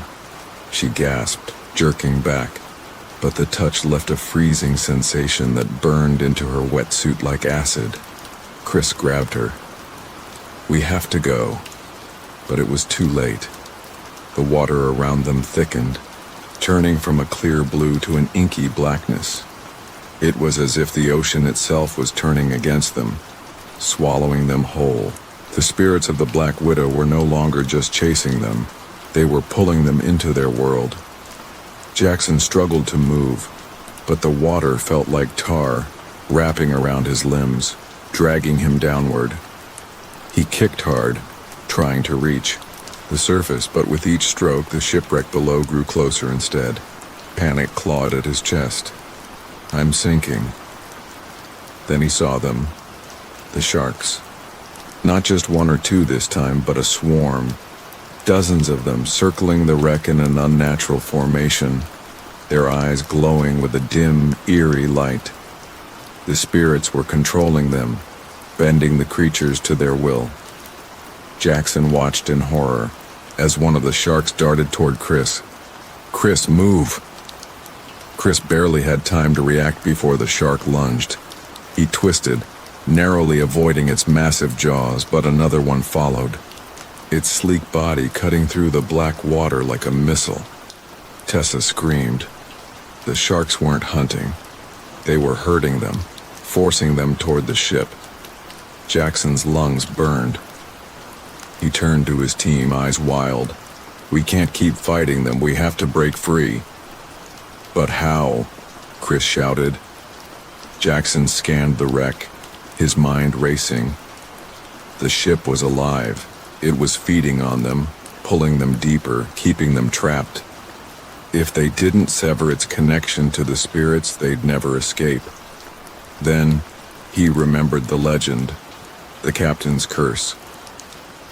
The stories always said the Black Widow's fate had been sealed by the captain himself, that his greed had doomed his crew, tying their souls to the wreck for eternity. If the captain was the source of the curse, maybe they could break it. Jackson grabbed Chris by the shoulder. "The captain's quarters. We have to get inside." That's where it started. Chris hesitated for only a second before nodding. "Then let's end this." They dove. Tessa followed, her fear replaced by sheer determination. The spirits shrieked around them, their ghostly forms clawing at their wetsuits. But the divers pushed forward, their lights cutting through the murk as they neared the ship. The entrance to the captain's quarters was barely visible beneath, a thick layer of barnacles and rotting seaweed. Jackson didn't stop. He reached forward, forcing the heavy door open with a groan of rusted metal. Inside, the room was untouched by time. The captain's desk sat in the center, covered in papers that should have disintegrated centuries ago. A massive map stretched across the surface, its ink still dark as if the voyage had never ended. But the real horror was the chair. The captain was still there, or at least what was left of him. A skeletal figure sat slumped over the desk, his bony fingers still curled around the rusted handle of a dagger. His skull grinned, hollow eye sockets staring straight ahead. Then, as if sensing their presence, the skeleton moved. The dagger slipped from its grasp, clattering onto the desk. The shadows in the room deepened, and the whispering returned. "You dare disturb my ship?" Jackson gritted his teeth. "You've already lost your ship, Captain, and we're not dying for it." The shadows writhed, forming the shape of a man. No, a monster. The spirit of the Black Widow's captain, twisted by centuries of rage and greed. His translucent form loomed over them, his voice like the crashing of distant waves. "Then you shall join my crew." The door slammed shut behind them. The darkness swallowed them whole. The cold air inside the captain's quarters was suffocating. The shadows twisted like living creatures reaching out from every corner, and the whispers, those low, mocking voices, grew louder, pressing against their minds. The captain's spirit loomed over them, his form flickering with an ethereal glow, his hollow eyes burning with malice. "You belong to the Black Widow now." The captain's voice boomed, an unnatural resonance vibrating through the walls. His words sounded like a distant storm, crashing and echoing. "You will never leave, never escape." Jackson's heart pounded in his chest. There was no time to waste, no time to fear. They had come this far. There had to be a way to break the curse. He looked at Chris and Tessa, their eyes wide with fear, but determination was beginning to form in their expressions. They weren't going down without a fight. "Listen to me," Jackson said, his voice low but urgent. The captain, he's the source of the curse. We need to destroy his connection to the ship. If we sever that, the spirits will be free. The ship will lose its power. Tessa nodded slowly, her face pale, but she understood. How do we destroy him? Jackson's gaze flickered over the room, searching for something, anything that could help. His eyes landed on the map spread out on the captain's desk. Something about it was different from the rest of the ship. Its clarity, its vivid ink. The map, Jackson murmured. It's not just a map. It's part of the curse.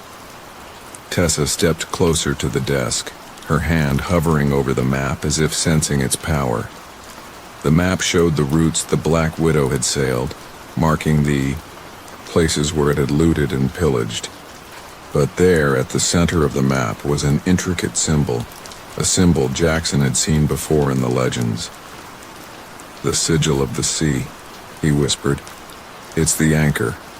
It ties the ship and the spirits together. Chris turned to him, disbelief in his eyes. So what? We just rip up the map and hope for the best? Jackson shook his head. No, we need to destroy it. Burn it. It's the only way to break the hold this ship has over the spirits. Tessa reached for the map, but the captain's ghost let out a guttural laugh, a sound that made the walls tremble. Foolish mortals, the captain hissed, his form flickering like a broken light. You cannot destroy what is already dead. But Jackson was not afraid. He grabbed the nearest object, a rusted piece of metal from the ship, and smashed it onto the desk. The sound rang out like thunder, and in that moment the air around them seemed to shift. The ship groaned, its metal creaking, as if it were waking from a deep sleep. You will join me forever, the captain snarled, his ghostly figure swirling in the room, a dark whirlwind of rage and frustration. This ship is my domain, and you will never leave. Jackson didn't wait. He shoved Tessa aside and pressed his hands to the map, ripping it from the desk. The moment the paper tore, the ghostly whispers became deafening and the ship shook violently. Tessa screamed as the room spun around them. The captain's figure lunged at them, his hands clawing through the air. The shadows closed in, suffocating.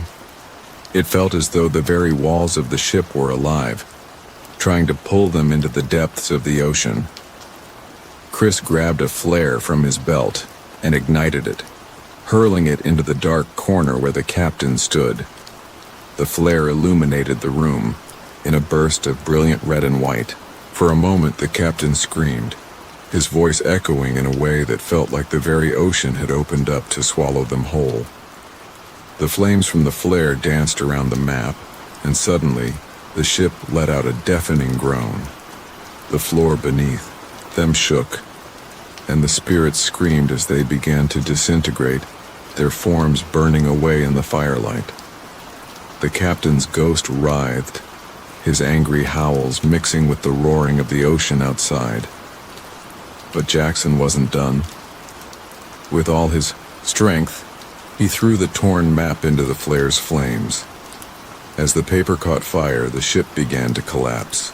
No! The captain's voice was full of terror now, not fury. You cannot do this. The flames consumed the sigil. As the map burned to ash, the ship's hold on them shattered like broken glass. The water around them began to recede, and the oppressive weight that had pressed on their lungs lifted. The ship shuddered, and then silence. The spirits were gone. The ship was dead, and the ocean was calm again. Jackson gasped for air, his heart still pounding in his chest. He turned to Chris and Tessa, who were both staring at him in disbelief. The weight of what had just happened was still sinking in. They had done it. They had broken the curse. But it wasn't over yet. The sharks, which had once been under the spirit's control, were swimming away, retreating into the deep ocean where they belonged. The water was now clear, a pale blue that reflected the faintest traces of sunlight. "We made it," Chris said, his voice barely a whisper. Tessa nodded, still trying to catch her breath. "How did you know what to do?" Jackson looked at the wreckage of the Black Widow, its skeletal remains now fading into the distance. He didn't know exactly how he'd known. He had just trusted his instincts. Maybe that's what had kept him alive. "Some things," he said quietly, "are just meant to be found." They swam toward the surface, leaving the wreck behind them. They were battered and exhausted, but alive. And the spirits of the Black Widow were gone, their curse broken. As they emerged from the depths, the ocean's waves kissed their skin, cool and forgiving. The sun broke through the clouds, its light illuminating the water around them. They had faced the darkest corners of the sea and survived, and they would never forget the ship that once haunted the depths. Story 4. The Haunted Carnival. Whispers of the Cursed Tents. The sun dipped below the horizon, casting long shadows over the sleepy town of Milford. A slight breeze stirred the evening air, carrying with it the faint scent of caramel and popcorn. The circus had arrived. But this was no ordinary carnival. From the moment it rolled into town, strange things began to happen. Whispers danced on the wind, and the normally quiet streets seemed to buzz with an eerie energy. The townspeople, initially excited by the arrival of the traveling circus, began to feel a strange unease. Rumors spread fast. The circus had been here before, but not in this town. And the last time it had come, no one remembered the performers, only the screams. Cassidy, a young woman who worked as a local photographer, had heard the whispers, but she wasn't one to believe in superstitions. She was intrigued by the circus and the stories surrounding it. When she saw the brightly colored tents rise from the ground, she couldn't resist. It would be an interesting project for her portfolio, she thought. A story of a circus with a dark history, perfect for her blog. It was nearly 9 p.m. when she finally made her way to the carnival grounds. The air had grown heavier and a strange chill had settled in, even though it was still summer. As Cassidy approached the gates, a voice called out from behind her. "Are you sure you want to go in there?" She turned to find an old man standing on the side of the road, his face weathered and lined with age. His eyes were wide, almost frantic. Cassidy smiled politely, assuming he was just another eccentric local. "It's just a circus," she said, waving her hand dismissively. "I'm sure it's fine." The man shook his head slowly, his voice trembling. "You don't understand. Once you go in, you may never come out." Cassidy chuckled nervously. "I'm just taking some pictures, nothing more." But the man's gaze held her, as though he could see right through her. The last people who entered, they disappeared. No one ever found them. It's the souls trapped inside. They feed on the living.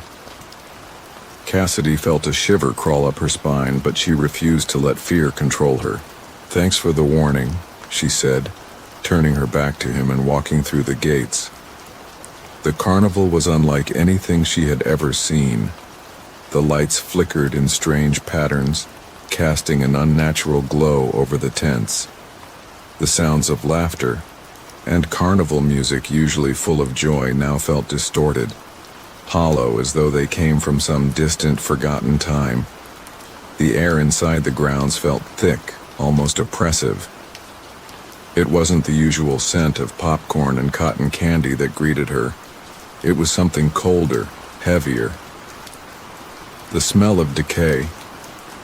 Cassidy hesitated at the entrance to the main tent. There, standing like a sentry, was the ringmaster, A tall figure, in a crimson coat, his face hidden beneath the brim of a top hat. His eyes glinted as he turned to greet her. "Welcome," he said, his voice smooth, almost too smooth. "I trust you'll enjoy the show." She nodded, uneasy but determined to get her photos. The ringmaster's smile widened, but it didn't reach his eyes. Inside the tent, the atmosphere grew even stranger. The performers were all there, preparing for the night's show. But something was off. Their movements were too fluid, too rehearsed. Their faces, those pale, emotionless faces, were frozen in expressions that didn't seem natural. The dancers, limbs jerked like puppets on strings, and the acrobats twisted through the air with unnatural grace. Cassidy snapped a few pictures, but every shot seemed off, the colors swirling unnaturally on the film. When she looked at the images on her camera, she saw not the performers as they were, but blurry, distorted figures, some with eyes too wide, others with mouths twisted in silent screams. The strange feeling grew stronger. Cassidy felt as if something was watching her. She turned, scanning the crowd of spectators. There was no one else in the audience. The air grew colder and the sounds of the carnival began to distort further. The laughter turned into low, haunting moans, and the music played faster, erratic, almost frantic. Cassidy felt her heart race, her breath shallow. This wasn't right. Suddenly, a loud crash rang through the tent, followed by a deep, rumbling growl. Cassidy spun around, her camera clutched tightly in her hands. A figure stepped forward from the shadows, a clown, but not one from a children's show. His face was pale white with grotesque, exaggerated features. His lips were curled into a twisted grin that stretched far too wide. His eyes, black as night, shone with a malevolent gleam. The clown took a step forward, and Cassidy froze. She couldn't move. The air around her felt thick, as if the very space was closing in on her. "You shouldn't have come," the clown whispered, his voice dripping with malice. "You're not leaving here." Suddenly, the tent's lights flickered violently, and a cold gust of wind whipped through the space, scattering dust and debris into the air. Cassidy's camera fell from her hand, the lens shattering on the ground. And then, everything went dark. Cassidy's eyes snapped open as she gasped for air. The air was thick with the scent of decay, and her heart hammered in her chest. She was no longer in the main tent. The world around her was dark, suffocating. The faint sound of carnival music buzzed distantly, like it was being played through an old, malfunctioning radio. Her body trembled as she slowly rose to her feet. The cold, uneven ground beneath her sending a chill up her spine. The tent had vanished, replaced by a narrow corridor lined with faded, peeling posters of performers long forgotten.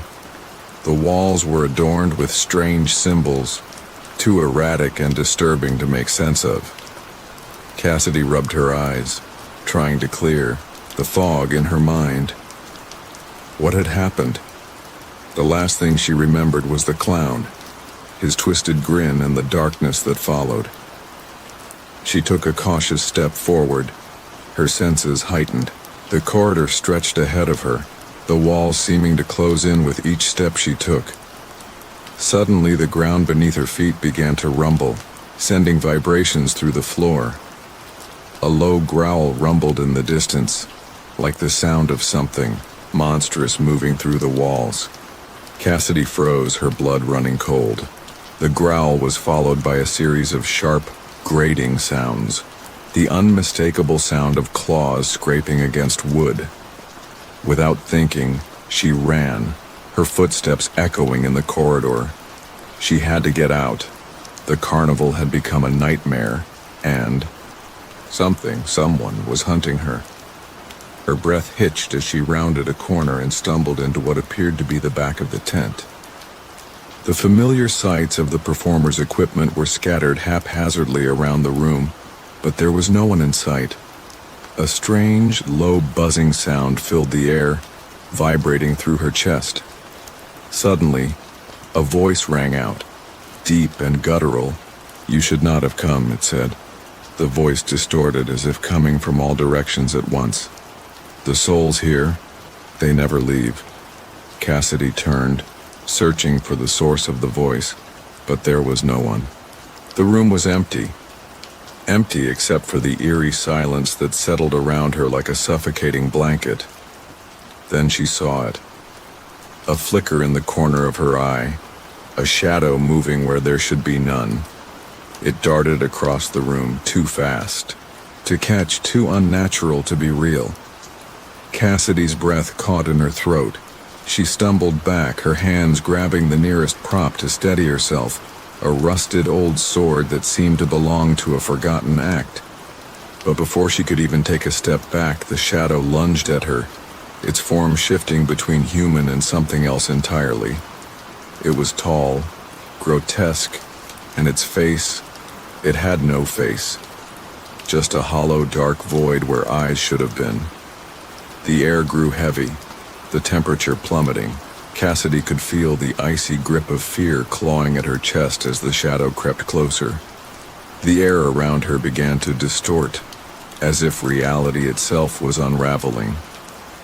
The carnival music had stopped, replaced by a faint, whispering sound that echoed through the room, growing louder and louder until it was all she could hear. The whispers were soft at first, but they quickly grew into distinct voices, agonized cries and eerie murmurs of lost souls. Cassidy closed her eyes, desperate to block out the sound. She couldn't take it anymore. Her hands were shaking violently, the sword slipping through her fingers and clattering to the floor. The shadows surged forward, wrapping around her like a suffocating cloak. As they touched her skin, a sharp pain shot through her body like thousands of needles piercing her flesh. She screamed, but the sound was swallowed by the darkness.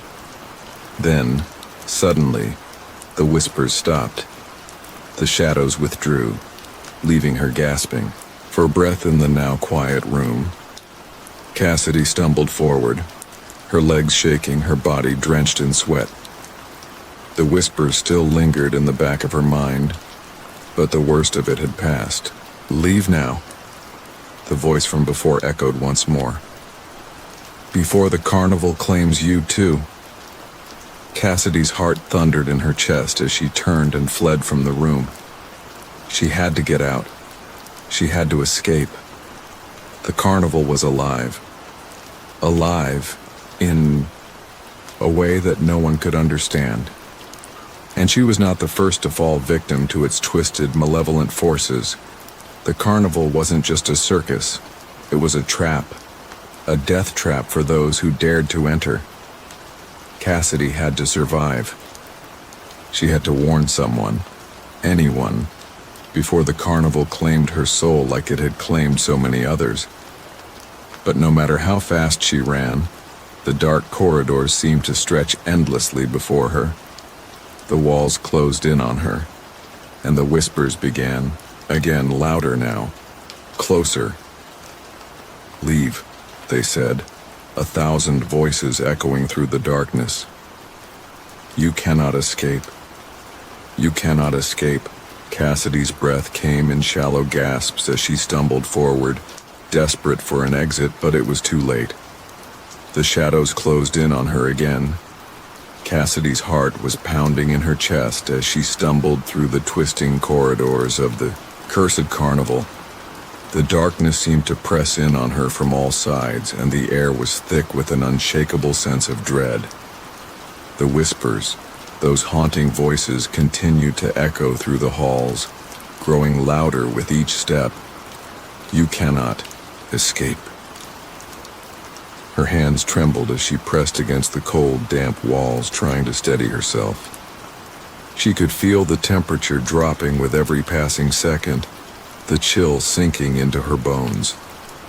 She had to find a way out. She couldn't stay here any longer. But no matter how much she tried to focus on escaping, the walls seemed to stretch further into the abyss, the carnival stretching and twisting in unnatural ways. Cassidy's eyes darted around the darkened space, her breath shallow, but she saw nothing. The path ahead was unclear and the shadows seemed to be shifting. A loud crash echoed from the direction she had just come from. Her head snapped toward the sound, but there was nothing. The shadows were still. Too still. Cassidy took another step, her nerves on edge. The carnival had already changed, she could feel it. It wasn't just a place anymore. It was alive, a breathing entity that seemed to shift with its own malevolent will. Suddenly, the distant sounds of laughter pierced the air. It was hollow, mocking, and seemed to come from nowhere and everywhere at once. Cassidy flinched, her mind racing. The laughter sounded too familiar, like it belonged to the clowns. The twisted clowns who had lured her in. No, I won't let them get me, she whispered to herself, though she knew her words were just an echo in the darkness. She moved forward cautiously, trying to stay as quiet as possible, her footfalls barely making a sound against the floor. As she rounded another corner, a flicker of light caught her eye. Her pulse quickened. A door. Cassidy rushed toward it, hoping for a way out. The handle was cold under her hand as she turned it, the creaking hinges protesting as she pushed it open. What she saw inside nearly made her collapse. The room was enormous, far larger than it should have been, with towering cages that stretched to the ceiling. Inside the cages were figures, twisted, contorted figures, their faces frozen in expressions of pain and terror. But they weren't human. They were clowns. But not the cheerful painted clowns from the carnival's past. These were creatures of nightmare, their faces grotesquely warped, their eyes hollow, their bodies twitching and writhing in the cages. Cassidy staggered, back, her throat tight with fear. The figures were not just trapped in the cages. They were moving as though alive, their hands reaching out toward her with unnatural speed. She could hear them whispering to her, their voices rasping with hunger. "Come closer," one of them hissed, its voice a mixture of pain and malice. "No," Cassidy breathed, stepping back. "I won't let you take me." But the whispering clowns were relentless. They reached for her, their fingers stretching like limbs of some cursed creature. Their hands were inches away when Cassidy slammed the door shut, locking it behind her. She leaned against the cold wood, breathing heavily. Her mind was racing, her body trembling from the sheer terror of what she had just seen. She had to keep moving. She couldn't stop. Cassidy turned, taking in her surroundings. She had entered a long corridor, dimly lit by flickering lanterns hanging from the ceiling. The walls were lined with mirrors, but they weren't ordinary mirrors. Each one reflected something different, twisted versions of herself, distorted and deformed. Some of the reflections were smiling, others were crying, but all of them had one thing in common. The eyes were empty, black voids. Her breath caught in her throat as she walked past the mirrors, unable to tear her eyes away from the disturbing reflections. Every time she looked at one, the figures inside would move, their eyes following her, their mouths twisting into grotesque smiles. One mirror in particular caught her attention. It was larger than the others, its surface cracked and broken, but still somehow intact. The reflection in it was not hers. It was a clown, the same clown from earlier, the one with the twisted grin. Cassidy's heart skipped a beat. The clown was standing right behind her in the mirror, its hollow eyes fixed on her. Slowly it raised one gloved hand, beckoning her closer. Without thinking, Cassidy ran. Her footsteps echoed down the corridor as she sprinted, her mind racing. She didn't know where she was going, only that she had to get away. The laughter, that eerie, mocking laughter, followed her. It was everywhere, in the air, in her mind, echoing in her skull. But then, she stopped. The corridor had ended. She was standing in front of a wall. Her pulse hammered in her ears as she turned around. The clown was there, standing at the other end of the corridor, its face twisted in that same grotesque grin. It was closer now, closer than it had been before. Cassidy's chest tightened with fear. She couldn't breathe. She had nowhere to go. The laughter grew louder, more manic. Cassidy backed up against the wall, her hands trembling at her sides. She had to escape. There had to be a way out. And then she heard it. A faint sound. The softest whisper. Run. It was a voice. Not the clown's. Not the carnival's. Cassidy turned, her heart nearly stopping in her chest. A figure stood behind her, barely visible in the shadows. The figure was tall, cloaked in black. It stepped forward slowly, the sound of its footsteps muffled in the eerie silence.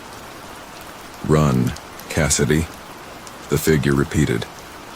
Run while you still can. Cassidy's breath caught in her throat. She didn't know who or what this figure was, but she had no choice. Without another word, she ran. She ran as fast as she could, ignoring the laughter, ignoring the twisted figures in the mirrors. Her heart was pounding and her vision was blurry with fear and desperation. She didn't stop. Cassidy's chest heaved as she ran through the twisting maze of the carnival, her mind consumed by fear and uncertainty. The shadowy figure that had warned her to escape had disappeared as quickly as it had appeared, leaving her alone in the suffocating darkness. The laughter of the clowns, now louder than ever, seemed to reverberate in every corner of the cursed circus, like it was coming from all around her. She was trapped. There was no way out. The walls seemed to move and shift, the lights flickering, as if the entire carnival was alive, feeding off her fear. Every step she took felt like she was sinking deeper into its clutches. The mirrors reflected her every move, warping her face into something unrecognizable. But then, something strange happened. A cold wind blew through the air, carrying with it the scent of rain, the sharp tang of wet earth, and something else. Something older, more ancient. Cassidy stopped in her tracks, her body trembling as the wind brushed past her, and she heard it. A whisper, faint but clear. Find the heart. Cassidy's heart skipped a beat. The voice this time was different. It was soft and feminine, and it felt familiar. She turned toward the direction the whisper came from, her mind racing. She didn't know what the voice meant by the heart, but something deep inside told her it was the key to ending the madness. Find the heart, the voice repeated, and this time it was followed by the unmistakable sound of rain, soft at first, but quickly growing louder, matching the pace of Cassidy's frantic heartbeat. With renewed determination, Cassidy pressed on. She could feel the carnival pressing in on her, its malignant energy trying to drag her back. But she pushed forward, guided by the voice in the wind. The sound of the rain grew louder as she approached a massive tent at the end of the corridor. It was different from the others. This one was old, weathered, with tattered flags fluttering in the wind. The air around it felt thick, almost suffocating. She stepped inside. The tent was dark, and the air smelled of mildew and rot. Cassidy's breath caught in her throat as she took in the sight before her. In the center of the tent, surrounded by candles that flickered with an eerie greenish glow, was a large wooden chest. Its surface was covered in strange symbols, markings she didn't recognize. The wind howled outside, but here, in the tent, it was dead silent. "Open it." The voice, again the same faint whisper, echoed in her mind. Cassidy swallowed hard and approached the chest. The closer she got, the more the air seemed to grow heavy, charged with a palpable sense of dread. Her hand reached out, trembling, and she placed her palm on the chest. A low rumble shook the ground beneath her feet, and the candles flickered violently. For a moment, Cassidy hesitated. But then, she opened the chest. Inside was a large, intricately carved stone, shaped like a heart. It was glowing faintly, and as her fingers brushed against it, she felt a shock of cold run through her veins. The moment she touched it, the carnival seemed to tremble. The walls of the tent shifted, and the laughter of the clowns, louder now, seemed to roar in her ears. But Cassidy held firm. She couldn't back down now. The moment she lifted the heart-shaped stone from the chest, the ground beneath her feet cracked open with a deafening sound, and the twisted carnival began to crumble. The mirrors shattered, the tents collapsed, and the twisted figures of the clowns let out guttural screams of rage and terror. The air grew thick with darkness, and Cassidy felt as if the entire world was closing in on her. But then, just as suddenly as it had started, the darkness was gone. The sound of the storm outside began to fade, and the carnival's grip loosened. Cassidy stumbled out of the crumbling tent, clutching the heart-shaped stone in her hands. The rain had stopped. The carnival, its spirits, its twisted creatures, all of it had vanished. The night was quiet again. The air was still, free of the carnival's malevolent energy. She stood there in the clearing, the stone still glowing, faintly in her hands. She had done it. She had broken the curse. As Cassidy walked away from the place where the carnival had once stood, she could feel the weight of the stone growing lighter with each step. It was as if the curse was lifting from her piece by piece. The road ahead seemed clear, and the air felt fresher, free from the oppressive darkness that had haunted her every step. The whispers were gone. The clowns were silent. And for the first time since entering that twisted carnival, Cassidy felt safe. Safe, but forever changed. Story 5, The Curse of the Black Wing, the Phantom Bird of Hollowbrook. It was a quiet evening in the small rural town of Hollowbrook, tucked away in the rolling hills of a forgotten corner of America. The air smelled faintly of freshly harvested wheat, and the golden hues of the setting sun bathed the fields in a tranquil light. Farmers were finishing their day's work, wiping the sweat from their brows and preparing for another long night. But in the back of their minds there was always the looming worry, the strange occurrences that had begun several months ago. Every night, without fail, crops in the fields of Hollowbrook would be destroyed, scorched black and reduced to ash by dawn. No one knew how or why it was happening. The weather was stable, and there was no sign of any fire or heat source. It was as if something or someone was purposefully setting the land ablaze in the dead of night. The farmers' best efforts to guard their crops failed time and time again, and the mysterious fires continued. The townspeople, once peaceful and content, grew anxious. Rumors began to spread. Some whispered of a strange creature, something that appeared like a bird but larger, more menacing. It had glowing red eyes, and it seemed to haunt the village under the cover of darkness. They called it the Phantom Bird.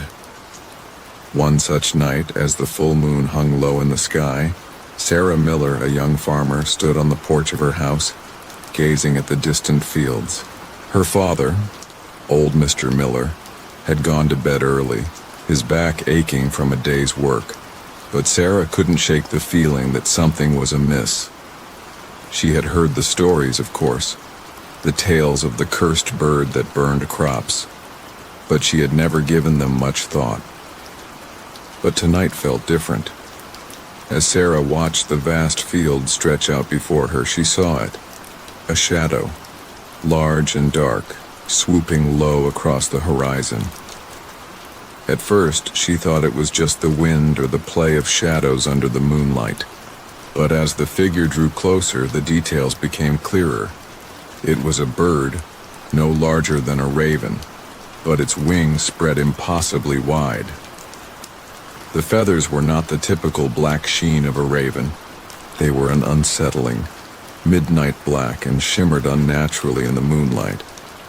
Sarah's heart pounded in her chest as she saw the creature soar low over the fields, just above the crops. For a moment, she thought she could hear a faint, almost imperceptible screeching sound, like something ancient and vengeful. But before she could react, the bird vanished into the night, swallowed up by the darkness, leaving only the lingering echo of its presence. The next morning, Sarah's father awoke with an unease in his heart. As he stepped out into the fields to inspect the damage, his fears were realized. The crops, wheat, corn, and barley, were all blackened, burned to a crisp. The smell of charred earth filled the air. "Not again," he muttered under his breath, his voice thick with frustration. Sarah joined him shortly after, and as they walked through the scorched earth, she couldn't shake the image of the bird. It had been no ordinary creature. The way it moved, swift and silent like a shadow in the night, made her blood run cold. Could it be true? Was the phantom bird real, or had the village simply fallen victim to some unexplained natural disaster? But one thing was certain. Something dark was at work in Hollowbrook. The questions grew louder in Sarah's mind. Was it a curse? An evil spirit? Or was it something more insidious and malevolent than they could possibly comprehend? Sarah's thoughts were interrupted by her father's voice, trembling with concern. "Sarah, we need to tell the others. This curse, it's not just a coincidence.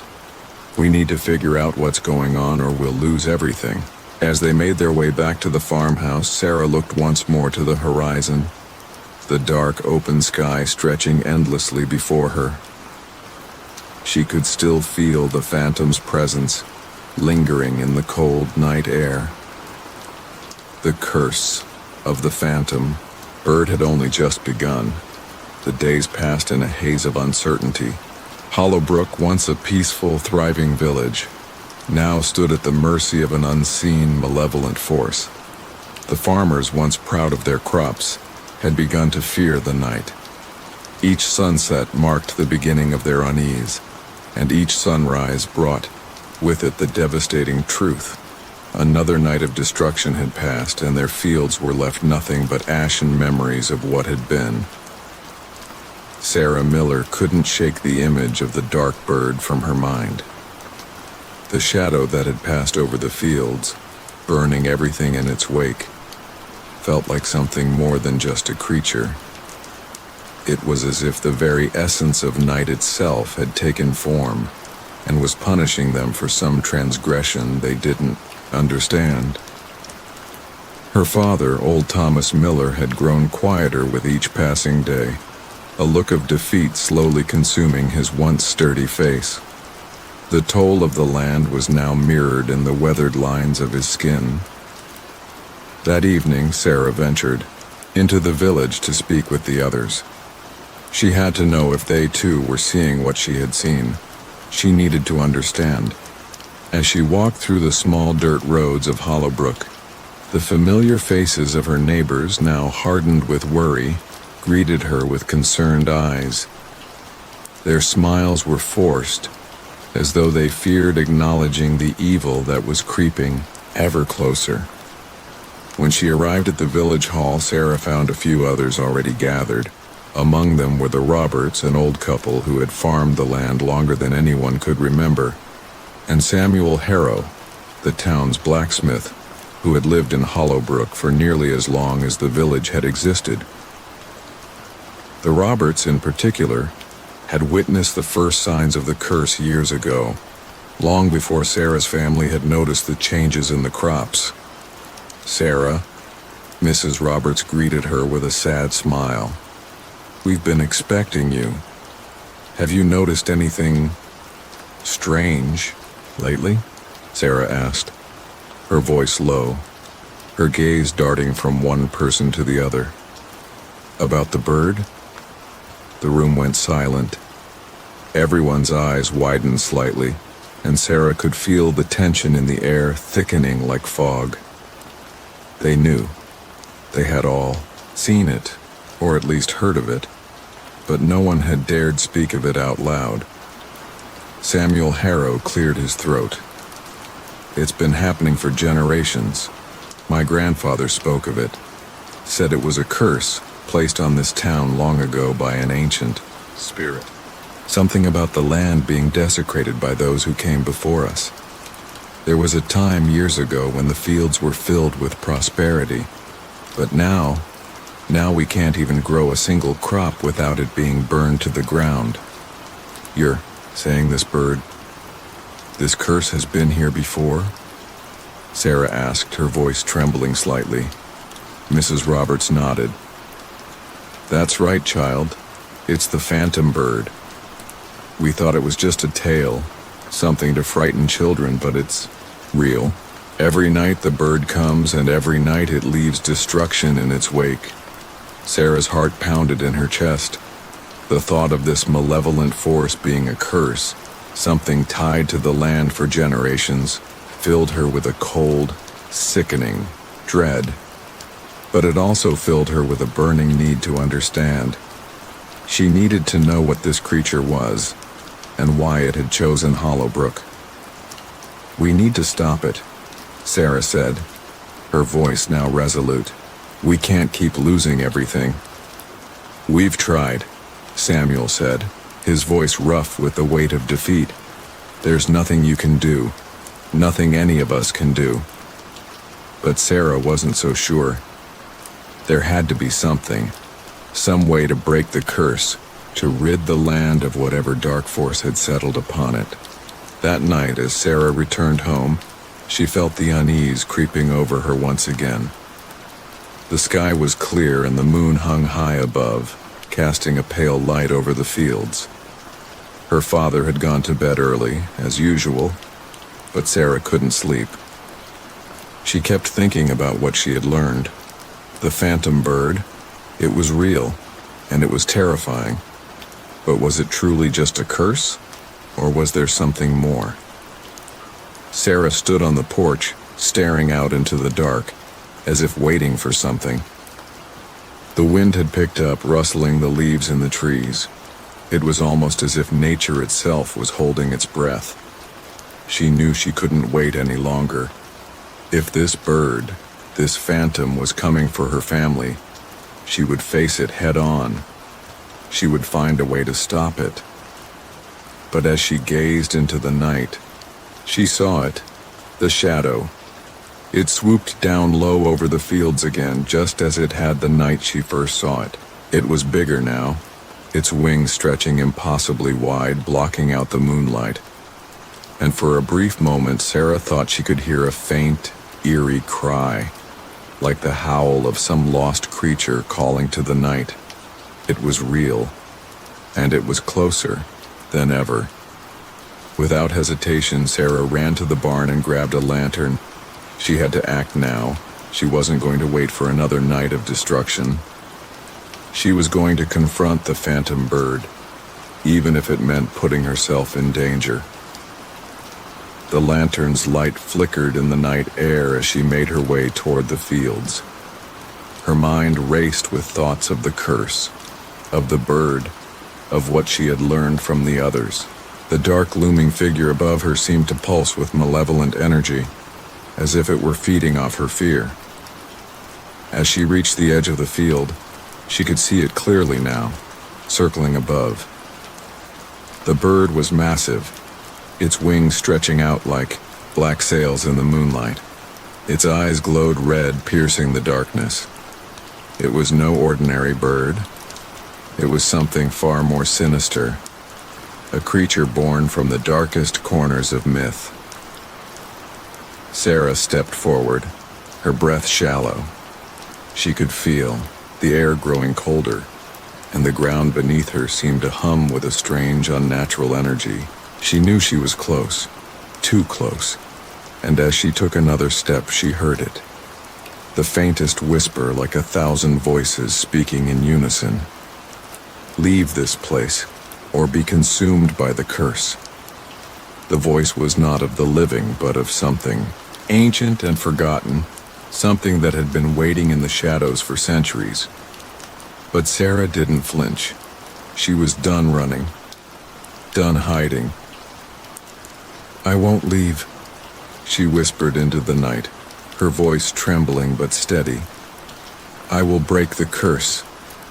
And with those words, the wind howled, and the shadow above her seemed to grow even darker, its wings outstretched like claws.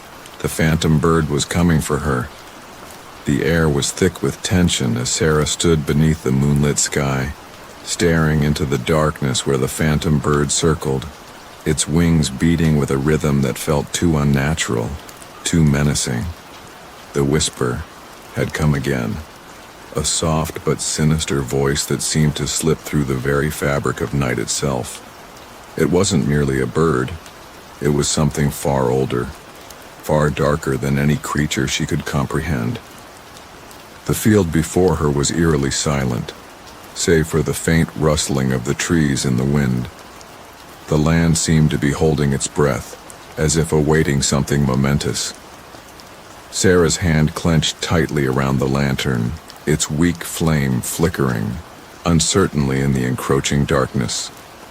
The red eyes of the phantom bird locked onto hers, and for a moment it seemed as if the entire world had come to a halt. Then, with a deafening screech, the bird dove. A blur of black wings and sharp talons, it spiraled downward, its speed so great that Sarah barely had time to react. She stumbled backward, her heart pounding in her chest. The air grew colder, and the sound of the bird's wings filled the night with a dreadful roar.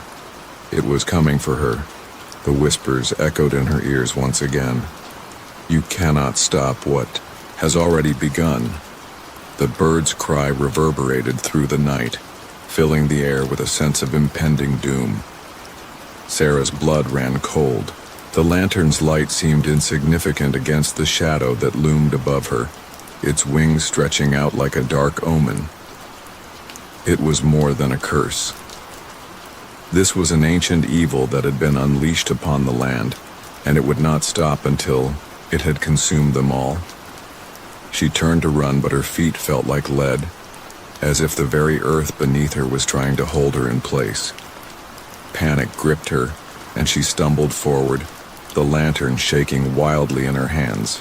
The shadow passed over her again, and she could feel the chill of its presence, a cold so deep it seemed to seep into her bones. The bird was close, so close that she could almost hear its breath, hear the whispers of those who had died long ago. The air was thick with their voices, their anger, their torment. As Sarah glanced over her shoulder, she saw the bird hovering above, its eyes glowing brighter with each passing second. Its wings moved in a slow, rhythmic beat, like the pulse of a heart that had long ceased to live. The whispers grew louder, more insistent, until they seemed to drown out everything else. You will never escape us. The curse is ours to control. Sarah's breath hitched in her throat. There was no escape, there was no running from this thing.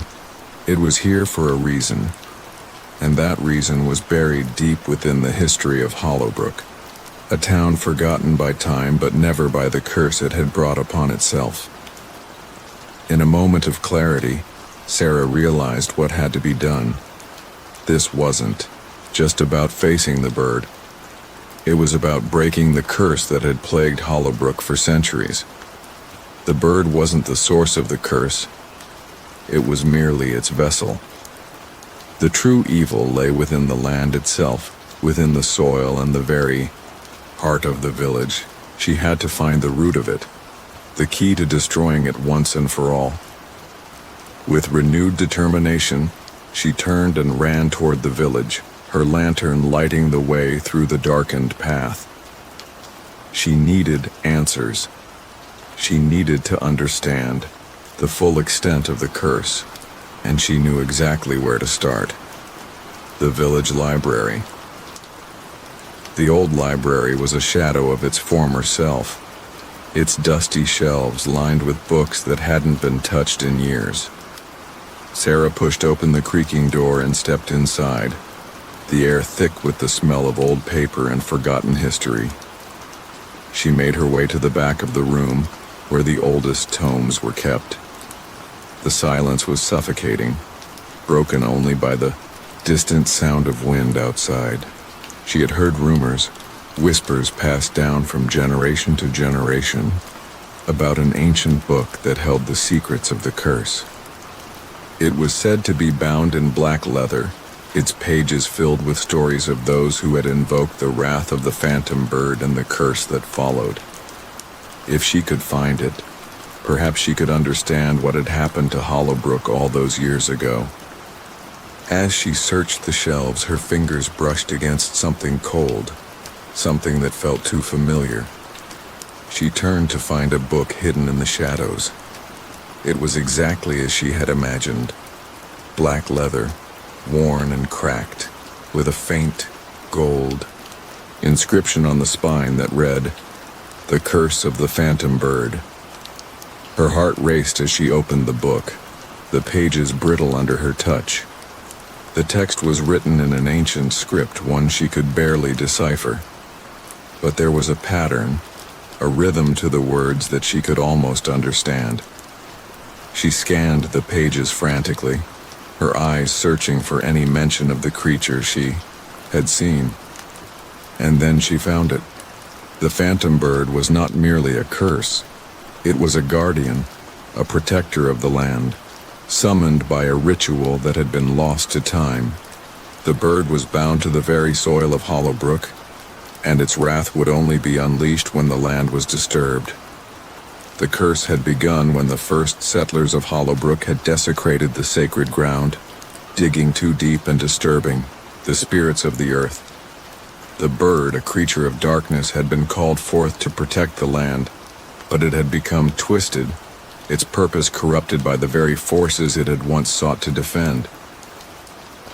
Sarah's heart sank as she read the final words.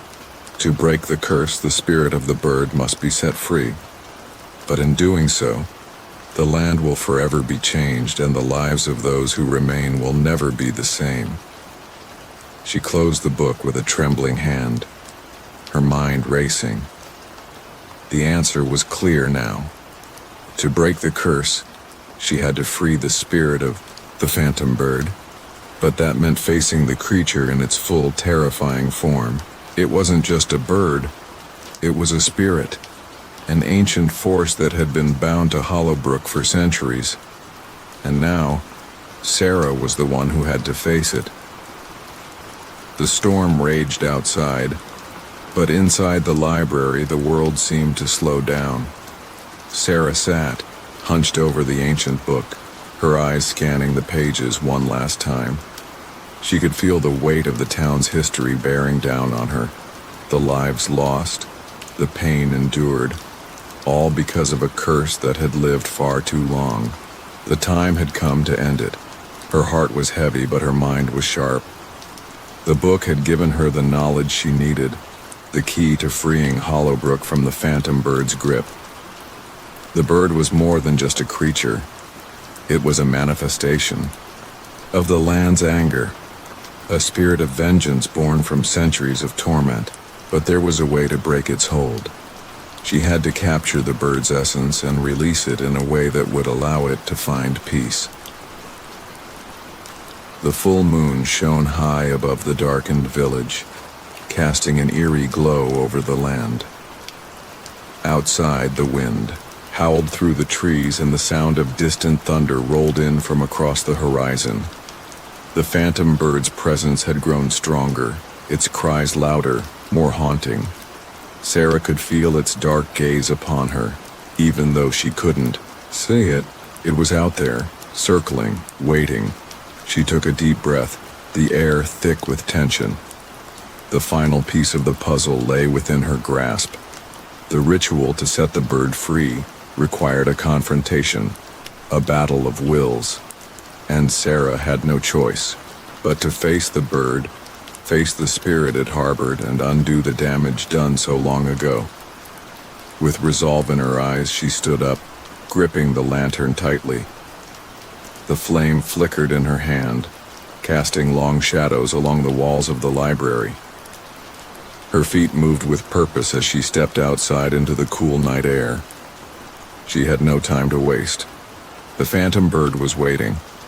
The village seemed to be holding its breath as Sarah walked to the center of Hollowbrook, the ground beneath her feet cold and unforgiving. The wind picked up again, whipping through the empty streets, as if urging her forward.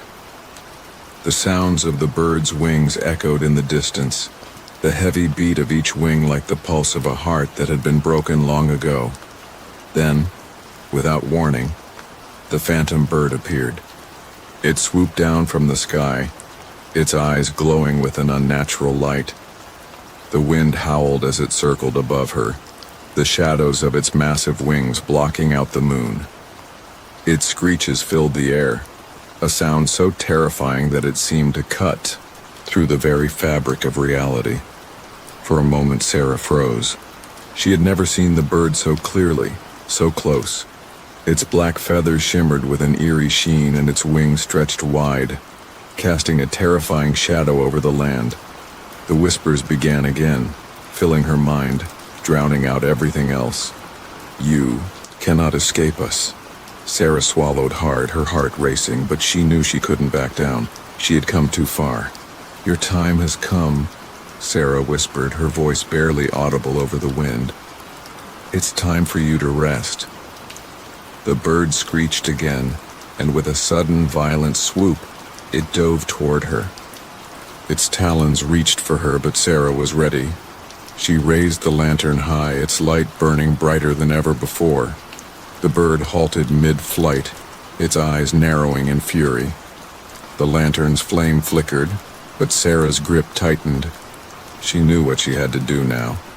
The ritual, she thought. I must release the spirit. I must give it freedom.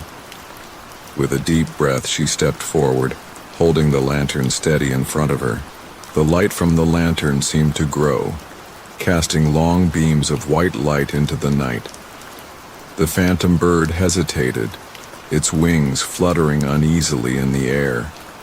The whispers had quieted, replaced by a heavy silence that hung between them.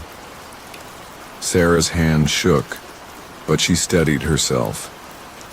The book had spoken of the release, of how to free the spirit. It wasn't about defeating the bird, it was about letting it go, allowing it to move on and find peace.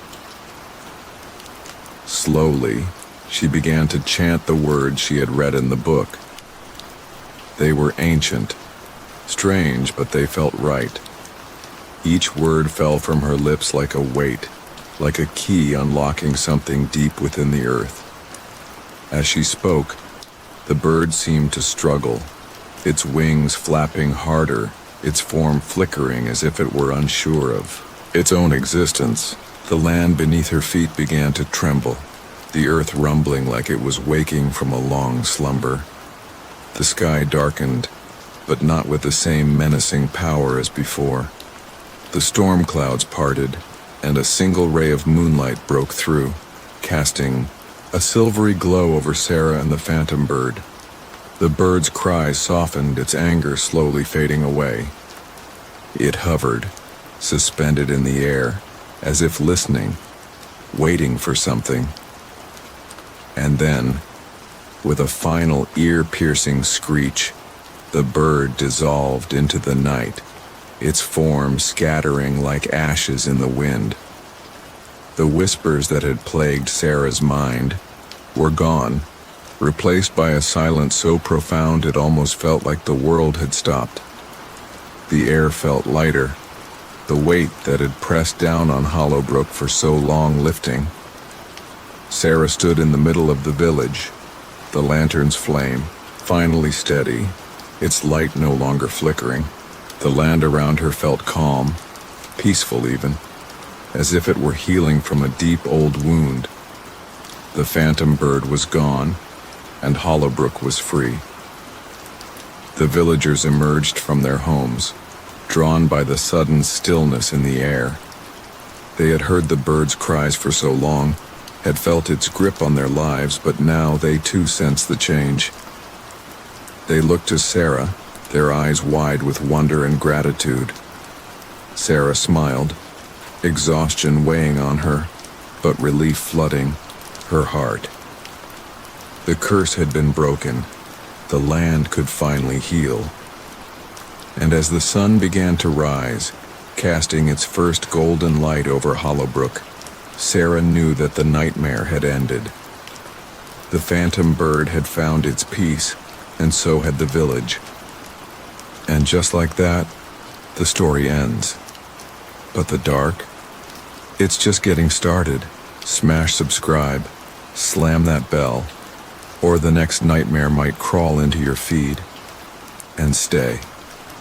Tell us, when Lila smiled at the end, you think she's free? Or is she theirs now? Drop your truth below. Share this with someone who thinks they're safe. They're not. Next time, a 911 call from a town that vanished in '83. Screams, and a voice asking, "Can I come in?" This is American Pulse. And Paranormal, sleep tight if you can.